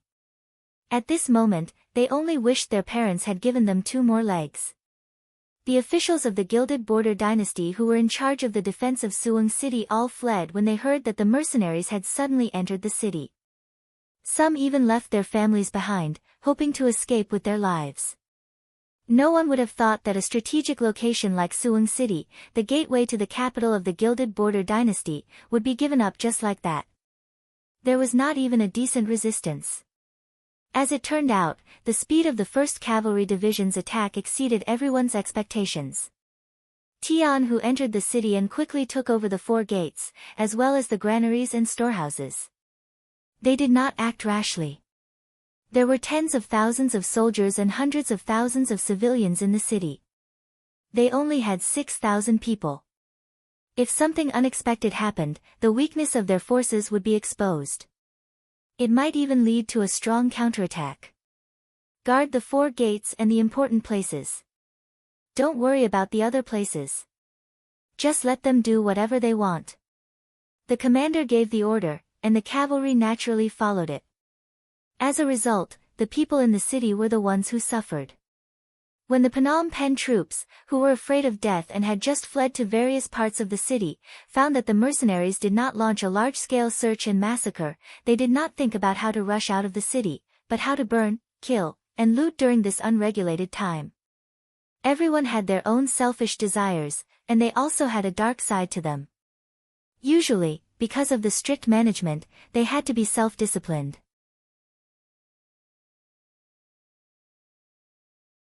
Most people didn't dare to show it. But now, it was different. The law that was weighing on their heads had disappeared. They didn't even see a single person in charge. They had become completely free people and could do whatever they wanted.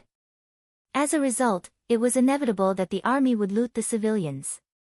The thugs on the streets would loot the civilians. Even the younger and stronger men would form groups of 3 to 5 to loot the civilians. The wealthy families in the city who didn't manage to escape in time couldn't avoid becoming the first targets. Suwon City was in chaos, and there were sounds of fighting and killing everywhere. Who knew how many commoners had suffered an undeserved calamity? Their families' only wealth had been rummaged through and taken away. The young women in the family, or those who were slightly more beautiful, had also become the targets of the robbery. Cries and shouts could be heard incessantly, begging for mercy and complaining. On the streets, one could often see groups of robbers running back and forth. Sometimes, they would even engage in internal strife due to the uneven distribution of the spoils. The sounds of swords clashing were also incessant. Standing on top of the 4 city towers, one could roughly see what was happening in the city center. Tian who called the 3 commanders to inquire about the situation. But when it came to the civil strife in the city, no one mentioned it. This kind of internal strife was beneficial to the mercenaries. More importantly, after this internal strife, the people here hated the bandits far more than they hated them. Moreover, the mercenaries could enter in the name of suppressing the bandits and take the wealth that originally belonged to the people from the bandits openly. They didn't have to worry about being criticized by others or being pressured by public opinion. Half a day later, the 4th Division of the Lengfeng Army entered Suwon City. A day later, the first batch of 4 battalions of auxiliary soldiers entered the city. 2 days later, Yang Qindong arrived in Suwon City under the protection of 1,000 guards. Along with him were 10 battalions of auxiliary soldiers and 5,000 Lao army soldiers. Their strength continued to grow. After 4 days of looting, Suwon City was in chaos. On the streets, there were women and old people who had been killed, as well as men who had killed each other. The doors of some houses were wide open, indicating that they had experienced an inhumane robbery and that their houses had nothing on them. It's time to end this. Pass the order down, reel in the net. Anyone who resists, kill. Yang Qindong stood on top of the southern city tower, looking at the burning Suwon City, and said with a hint of anger. This scene was not out of Yang Qindong's expectations. Perhaps this was part of human nature. Before the war, Yang Qindong had thought of all sorts of possibilities. He even thought that after this battle, the Kim Bien dynasty would suffer heavy losses. But this was war, a game where either you die or I live. There was a saying that mercy to the enemy was cruelty to oneself. Since Yang Qindong already knew about the story of the farmer and the snake, he would not let it happen again. Otherwise, in the near future, the ones who would die would be the Han people. As the saying goes, if I don't go to hell, who will? For the sake of the Han people, for the sake of dignity, for the sake of the future generations, some sacrifices were necessary. It was like a person eating a bun. Not only could he eat meat, but he could also eat noodles. War was the same. The army of the enemy forces must be destroyed, and the people of the enemy forces must also be affected. This was inevitable.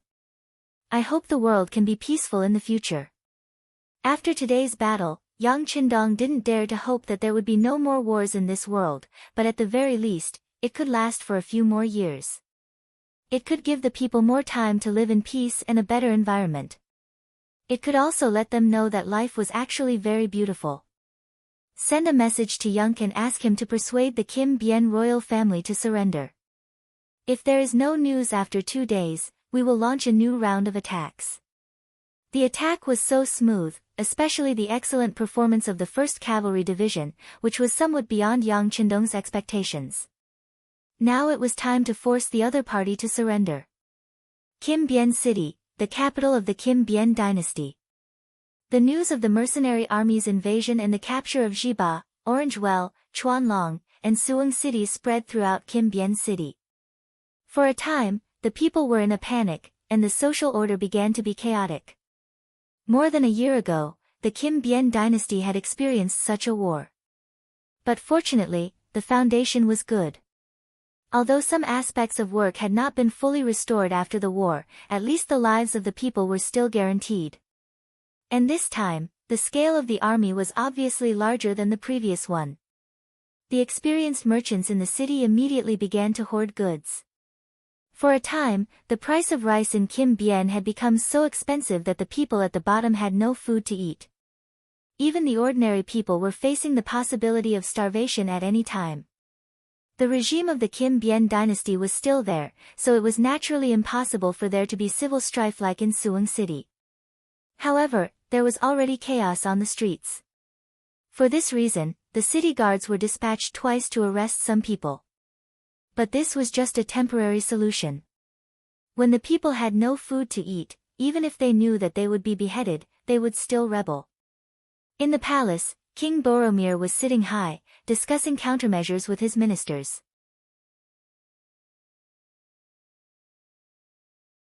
Compared to usual, Boromir's face was obviously anxious at this moment. This time, the mercenaries had gone to war without declaring war. Not only did it violate the rules, but it also caught him off guard. Based on the battle reports, the mercenaries had sent out very elite troops. It was not like the intelligence report said that they used the local army like Laos. What are you doing? What are you doing? Drag them out and behead them in public. As soon as the meeting began, Boromir did not hide the anger in his heart. The first person to be executed was the official in charge of the intelligence department. Because he did not give a warning in time, he became the first high-ranking official to be beheaded. Cries for help and cries of injustice echoed in the hall. The official in charge of the intelligence department had already been dragged out. Not long after, there were no more cries. It was obvious that he was dead. For a moment, many of the ministers' faces were very ugly. The king was really angry. At this moment, if he said something wrong, it was very likely that he would bring about an unexpected disaster. Boromir's emotions didn't ease up even after killing the soldiers. His eyes flickered as he looked at the ministers and said in a hoarse voice, nearly 100,000 soldiers were completely defeated in just a few days. Most of them were killed or captured, and the cities were lost one after another. Who can answer me? Why is this so? Also, what do you mean by the city's impregnable defense? Who can explain? In the face of the king's anger, many of the ministers lowered their heads. Everyone knew the strength of the Phnom Penh army. It was not a problem to frighten the ordinary people. However, it was not on the same level as the elite mercenaries. Not to mention, the mercenaries had launched a surprise attack. They were not prepared at all. It was normal for such an outcome to happen. What they were thinking about now was what the mercenaries were after this time. Should it be the same deterrence as last time? Or should it be more beneficial? Or did they really want to annex the entire Phnom Penh dynasty, just like how they had annexed the Jiaoji and Lansang kingdoms? You're tuning in to the Blissful Bookshelf YouTube channel. We're so grateful for your support, and don't forget to subscribe to join us on this incredible journey through captivating stories. Your generosity through donations truly makes a world of difference, as it's the primary source of revenue that allows me to expand and enhance this channel for you. Thank you from the bottom of my heart for being a part of this adventure.